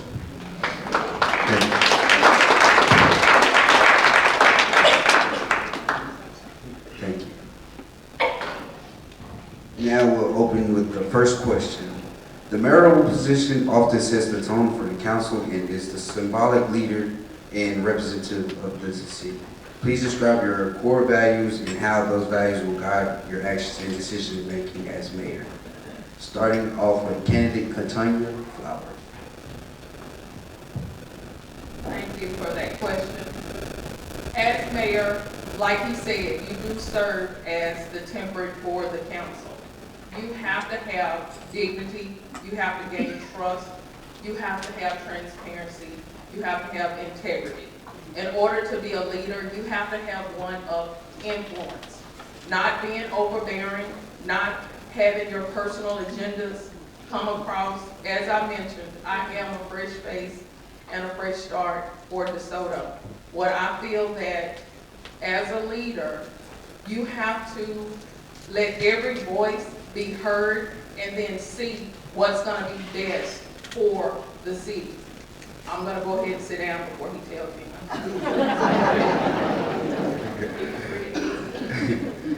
Next we'll have Mayor Rachel Parker. Thank you for the question. I believe that I pride myself on being a very inclusive leader. One thing that's important to me is finding out where everyone on the council is strong at. You have to make everybody feel like they are a part of the process, and I think it's important that we take that time. That's why one of the things that I did when I first became mayor at our first retreat is that we took the strength finders so that we can understand where everybody leads from, what everybody's passions are, and what's important, again, to make sure that everybody's working in areas where they are strong. And even though we're here to make decisions as a council in one body guiding by vision, it's important that everybody feels like they have a place in the decision-making process, and I think that when everybody is in areas where they feel like their voice is heard on the council, I think that they can serve as better representatives even for the constituents that we all represent. Thank you. Next we'll have candidate Gary Ravenel. I believe as a mayor that you have to hold yourself accountable. And I'm guided with accountability. Whether you're my friend or whomever, accountability would start in the mayor position and it trickles itself downward. I am a very open individual. You can come to me with anything. I'm not afraid to take the negativity because I can diffuse that by listening and hearing what one has to say. I'm very transparent because I believe truthfulness is needed here in the city. And I also believe that one must always operate with integrity. You cannot be bought. You cannot be influenced by an individual. You have to make the decisions that are right for your city. Next we'll have candidate Dr. Dinah Morris. Thank you so very much for that question. The very first thing that I wrote down is transparency. We have to make sure that we are transparent in every single thing that we do. A lot of times we come to the table, we have a tendency to tell what we want people to hear, but we have to tell people what they need to know so that they can make educated decisions on everything that we do. One of the things that we have experienced in our council run is that as a council person, we only a lot of times make decisions with what's in front of us, but we have to make sure that we dig a little bit deeper, ask the necessary questions so that we can yield the necessary results that we are supposed to get. The other thing that I wrote down is accountability, making sure that every single person is held accountable, not just me, not just you, but everybody in the organization is held accountable. And that is something that we need to really work on as we go. Also, when we put decisions or answers or questions or ideas on the table, it doesn't matter who gets the credit for it. I yield back. Next, lastly, we'll have candidate Arthur Anderson. Thank you for the question. So I want to first just say that I've worked with multinational brands and companies all around the world in diversity, equity, and inclusion, driven by data, to make sure that things were transparent, that there was integrity, and that there was accountability in systems and processes and the culture of the organization. And so I would apply the same principles here at the city to build a culture that is transparent, that has integrity, and that has accountability. I think that most of you are probably introduced to the name Arthur Anderson through the Better Together campaign, which was championing those things. I think leadership has to listen, and I think setting the culture of a listener is really important, and also making policies for the people, and making sure that one has courage to have those difficult conversations is really important as well. And there was one more note. Oh, unifying people. I think that the division that we've seen on council is really detrimental to our city, and so it is important for the mayor to set the tone of unity. Thank you. All right, would you support changing to voting by single member district as opposed to at-large voting for city council seats? Please explain your rationale. And we will start with candidate Katanya Flowers. Yes, ma'am. Would you support DeSoto changing to voting by single member district as opposed to at-large voting for city council seats? Please explain your rationale.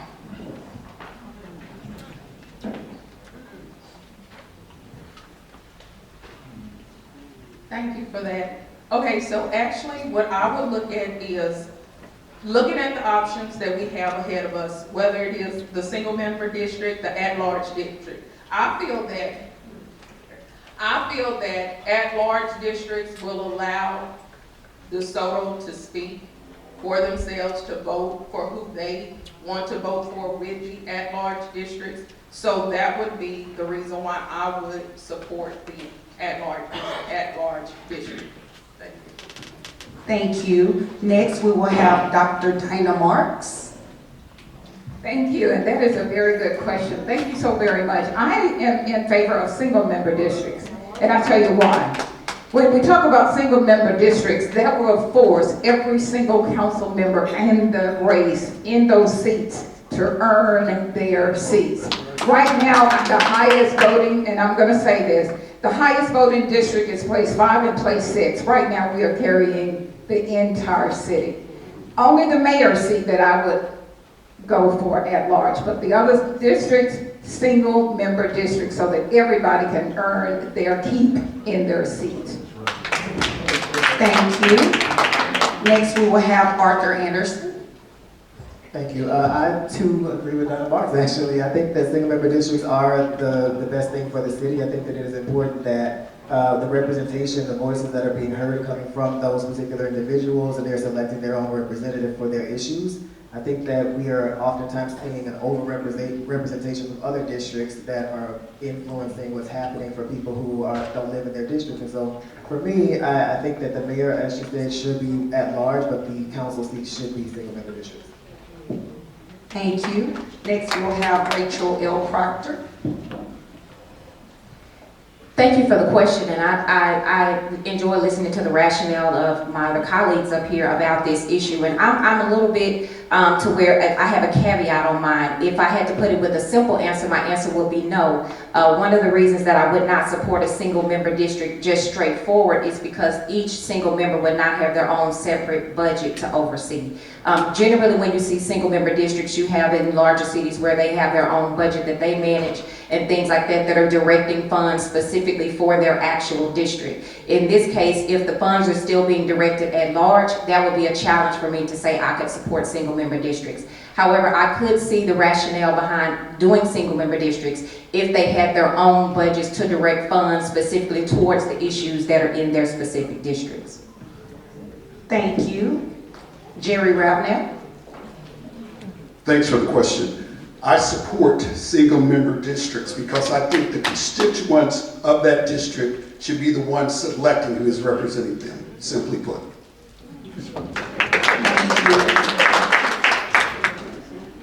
Our next question will be, what is your specific position on the Hampton Road project and why? Starting with candidate Arthur Anderson. Thank you. So actually, I appreciate that question because I actually have spent a lot of time door knocking along the Hampton Road corridor and talking to the residents who live there. And so one of the things I have to say is that I do not support any of the residents being displaced today, tomorrow, or at any point in the future. I think that Hampton Road does need some revitalization. I think that we can all look at it and say that we would like to see some improvement. I do not agree with maybe some of the approaches to the way that it is happening. I think that it could be a cultural center with things like small coffee shops, art galleries to bring culture to the city and be a destination, but I do not agree with fine dining and large restaurants and big anchor tenants and all of those things. I think that the I-35 corridor is much more appropriate for those types of things. And I think that it is important for us to definitely not take the lanes down to 2 lanes. I think that that is a disaster. A lot of the residents who are in that area have already said that the traffic is terrible for them to try and get out of their homes and into through the city. Thank you. Next candidate, Katanya Flower. As far as the Hampton Road project, I do not support it. And the reason why I do not support it, I know we have had years of developing and planning this particular project, but I just feel the location. If we move it over, and I know some people say on 35, what I look at is what will people see when they come through? I'm a big sports fan. So when you got people coming up for the OU game, they're looking for places to eat. They're looking for places. Now there's a lot of hotels that have opened up over there on 35. So why don't we open up like restaurants or retail stores? Because a lot of people that come in, they may not go into the city, but if it's at Hampton Road, look at what you're coming through because our city is aged. I'm in place 4. I think somebody said that their place was a stepchild. I feel like place 4 is a stepchild because I'm my home does not have an HOA. So. Thank you. Next, we'll have candidate Gary Ravenel. Thank you for that question. I have voted for the Hampton Road project twice, but most recently I have changed my support of that particular project. I believe that we need something similar to it because we do need various products like different housing that we need as well as the retail and restaurants. But I also believe that there's too much controversy around this project, and I believe that we can accomplish the same things and do it differently in our city by getting the restaurants and then bringing the different housing. So I did support it, but I have more recently changed my position, and I believe that we can accomplish the same things with a different route. Thank you. Next, we'll have Mayor Rachel Crocker. Thank you. I want to provide some context before I give my response. We talk about how long Hampton Road has been a project that we've been working on 20 years. I want to take us back to 2014 when the city of DeSoto, we talk about the voters have not been involved, the community has not been involved. However, you tell us what you don't want, right? And so sometimes in order to get the things that you do want, the city has to control that real estate to be able to determine what goes there so that something that we don't want comes along and derails the project. And so in 2014, the community overwhelmingly with over 70% of the vote approved a bond to purchase land along Hampton Road, to acquire those main parcels of property for the Hampton Road redevelopment project, because they wanted the city to be in a position to where we were able to control the land. And so I would really like to see us thoughtfully move forward with developing Hampton Road so that we can have a downtown core and a main street in our community as well. Thank you. Lastly, we'll have candidate Dr. Gunn.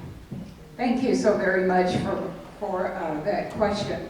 My position is, and I know everybody knows me from being on the council, I'm the woman that loves to see dirt flying. I am not against economic development, but I am against Hampton Road as it is stated right now. My rub is the location. We will need to uproot 21, it would affect 21 residents there, and that's a rub for me, because I think it's easy for us to make decisions when it doesn't affect us directly. But if my home was there, I would have a concern about it. Why not put it over on raw land where it doesn't uproot anybody? It gives us a great view of our city coming into our city from Ovilla, coming into our city from Dallas. I'm about moving it to another location. Thank you. Before we continue, Mr. Ravenel, how do you say your first name? Say your first name. Gary. Okay, Gary. Okay, I've been up here butchering it, and you've been so gracious. Thank you. Thank you. The next question. There have been an increasing number of incidents in which the DeSoto Police Department are responding to calls where residents are experiencing a mental health crisis. Do you feel we are doing enough to respond to mental health needs? And what, if any, initiatives would you propose to address this growing issue? We're going to start with Gary Ravenel.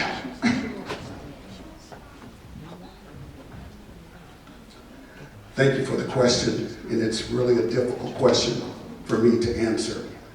And the reason it's difficult because I don't like to see a life lost. Especially when I think that things can be handled differently. My thought is that police need more training in de-escalation, and they also need to couple that with critical thinking skills. Because if you're a marksman and you're trained to eliminate the threat, do you always have to eliminate the threat? Are there other options available to you to put someone down without taking the life? So, as I would say, they need more de-escalation technique training and couple that with critical thinking skills in those life and death situations. Thank you. Okay, we're going in reverse order. So next is Rachel L. Proctor. Thank you for the question. I do believe we are doing a lot in the area of mental health with the establishment of our care team, which was established to decriminalize mental health in our community and provides pre and post intervention. However, I do always believe that we could be doing more. And one of the things we even talked about actually this morning was talking about expanding our care team services to where they are able to respond while the individual is having a crisis, to be able to help aid. For some of the things that my colleague has even talked about, being able to look for other ways to be able to intervene in moments of crisis other than some of the things we've seen as of late. And so I fully support what they're doing, and will fully support trying to make sure those things are funded and making sure that our community knows that these things are in the works for our community, because they are important. And again, I think that we're doing some things, however, I always believe that we can do more. Thank you. Dr. Dinah Marks. Thank you so very much for that particular question. When you asked that question, I thought about some of the things that we probably could do differently. When we look at our police department, I would like to see specialized training for each of those police officers so that they can readily identify what mental health looks like. Also, we can go back down to the high school, start working with our children at a younger age to have conflict resolution to come to the forefront. And that's what I'll do. I think that would be great. Thank you so much. Thank you. Katanya Flowers. Okay, thank you. So, mental health. What I would want to do is the education. As Mayor Proctor had mentioned, the care team. Having that information available to people and letting them know that getting counseling is not a taboo. It is getting help.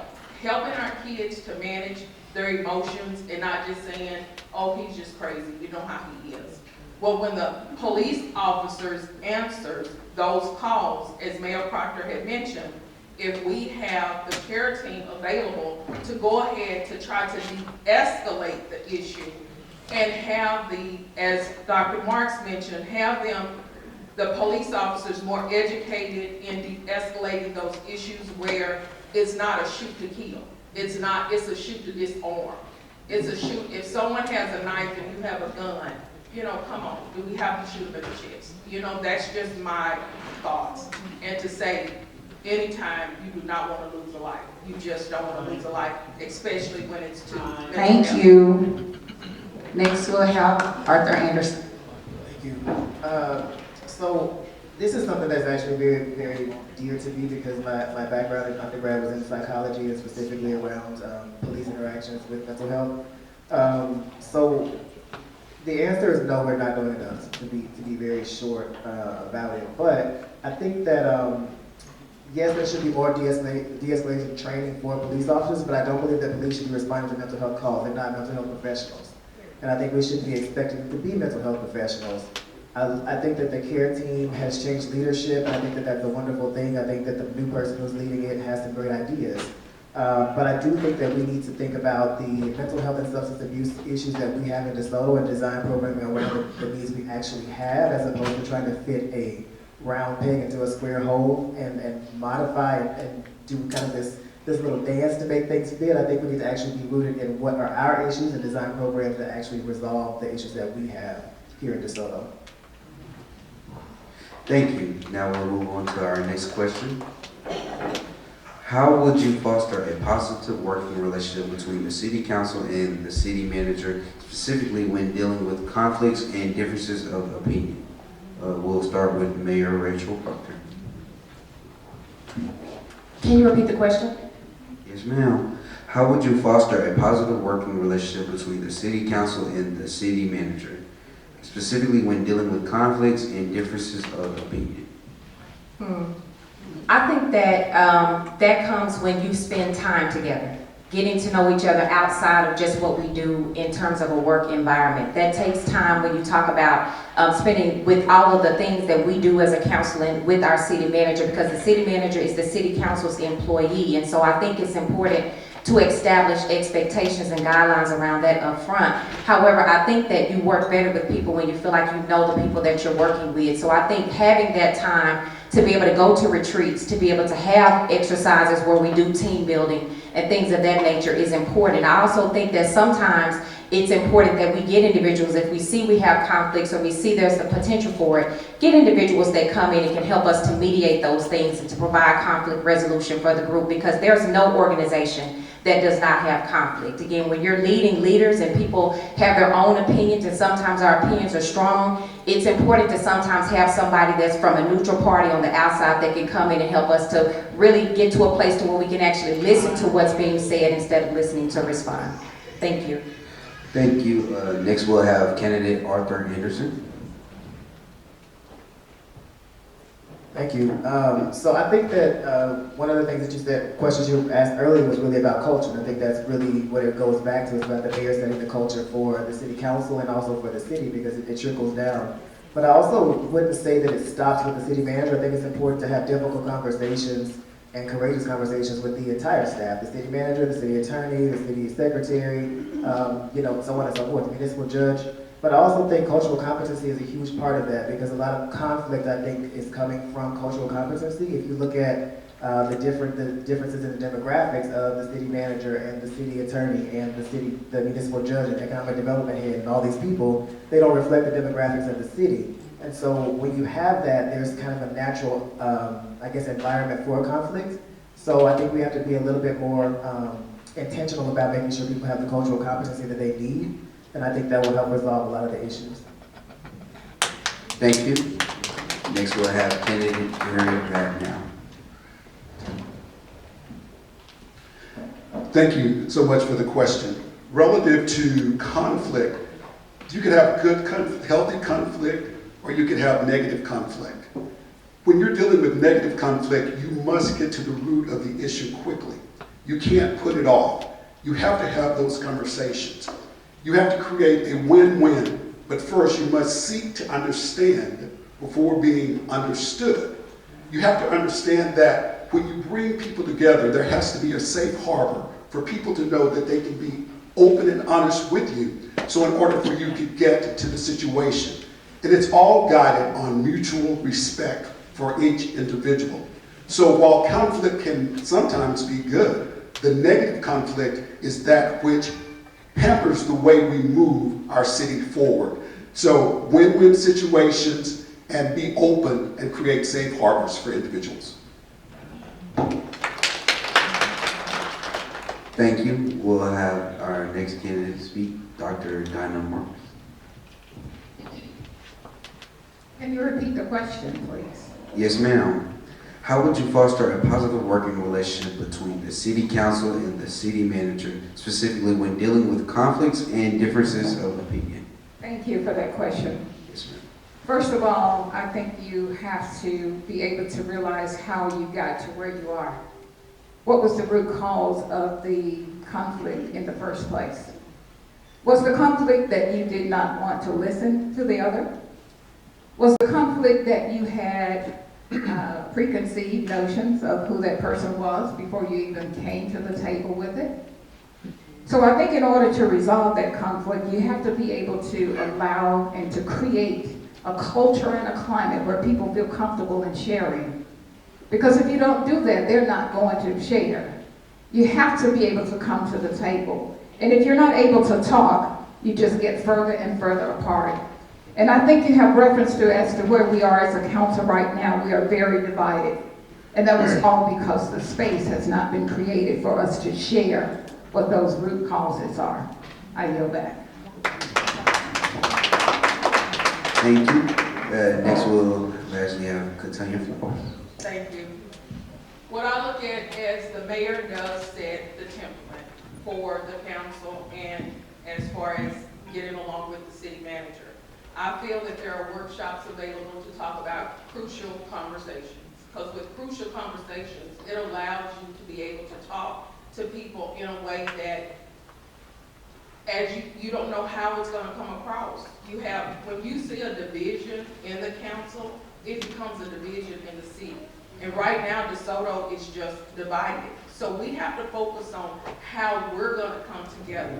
And if our leadership comes together and shows that they can work good together. I'm not saying that everybody you work with, that you like them and you love them, but you have to work with them and you have to respect them. That's when we go to our jobs on a day-to-day basis. We might not want to see the person that we have to see, but we still got to work on a project with them, and especially if these are elected officials.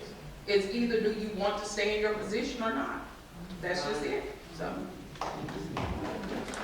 Thank you. And that was our last question, actually. So I'm going to combine a question into your closing statement. So now's the time for your closing statement, but within your closing statement, I would like for you to include an answer to the question of what is one or more of your leadership qualities that sets you apart?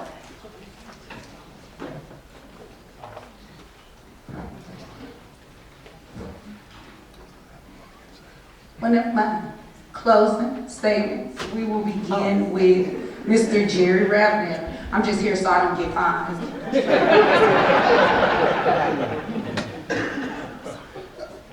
Thank you all for coming this evening. The leadership quality that sets me apart is the ability to collaborate with a diversity of people and to be open to new ideas and diversity of thought. George Bernard Shaw has a quote that states, "Progress is impossible without change." Ladies and gentlemen, I submit to you, the time is right for change in DeSoto. You can either vote to continue the next 3 years with the lack of transparency and accountability, or you can begin to move DeSoto forward. I'm running to be your next mayor. I have no other political ambition. I'm running for nothing to gain but for what I can give, my time and my talent. And I give it because I love this city. I'm Gary Ravenel. I'm running to move DeSoto forward. I'm number 3 on the ballot. Thank you.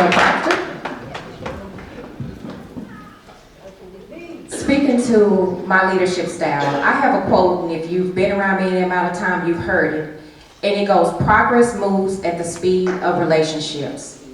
And I try to be somebody that brings people together around a common goal. You cannot do anything in a community without first building relationships, whether that's economic development, whether that's working with our school district, whether that's working with our boards and commission. It all rises on relationships. And so I've always been a leader that leadership for me is not about headlines, but it's about showing up. It's about leading from the heart. It's about listening closely. And I've done that not just during easy times, but also during Winter Storm Uri. I wasn't sworn in 1 week, and we had one of the biggest disasters that our state has ever seen, but DeSoto came together because of relationships and was able to serve our community. So I'm asking, if you're looking for thoughtful, people-centered leadership and experience, I'm asking that you continue to re-elect me, Rachel Proctor, #1 on the ballot. Go to rachelfordesoto.com. Thank you. Next, we have Dr. Andrew Marks.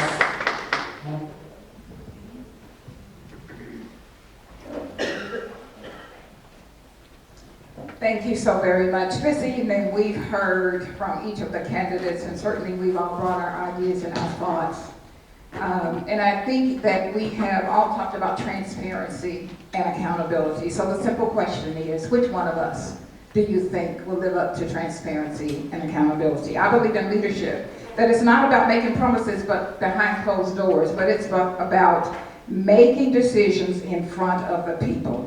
It's ensuring that every dollar spent, every decision that's made is in public. So DeSoto deserves a mayor that's going to be transparent and hold everyone accountable.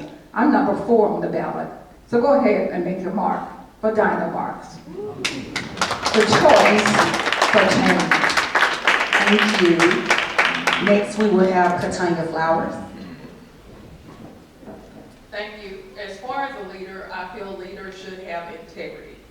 I feel like if you vote for me, I'm not just a typical candidate, I'm just a concerned citizen. I know a lot of people are saying, well, what would she bring to DeSoto? I actually don't look at just fixing problems. I feel like we gotta heal systems, and DeSoto needs a healing right now. I feel like that we don't just manage people, we empower them. We don't just chase power, we cultivate purpose. This campaign is not just about me, it's about us. It's about reactivating the heart of DeSoto. I invite every citizen and every leader to walk with me. Let's create a city that doesn't just survive, but we also soar. This is our time, this is our call, let's answer it together. Vote for Tanya Flowers, #2 on May 3rd ballot. Thank you, and God bless America.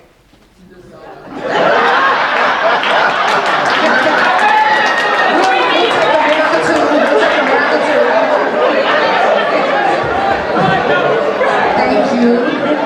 Last but not least, Arthur Anderson. All right.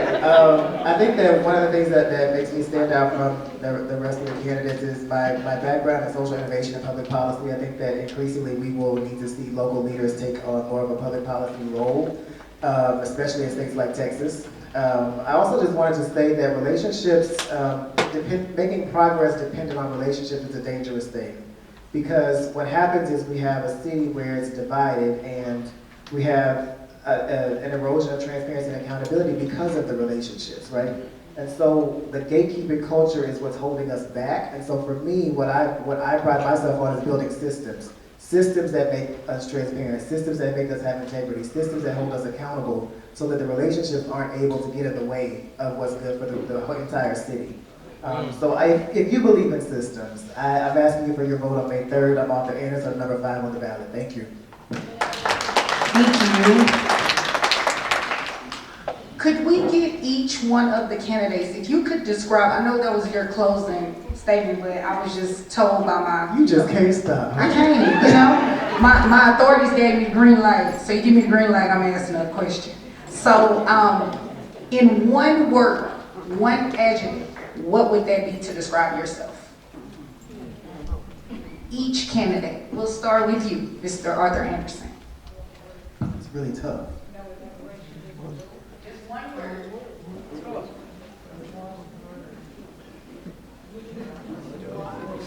Can I pass the mic right quick, come back? One word, you got it. You all had it. You got it. Mayor.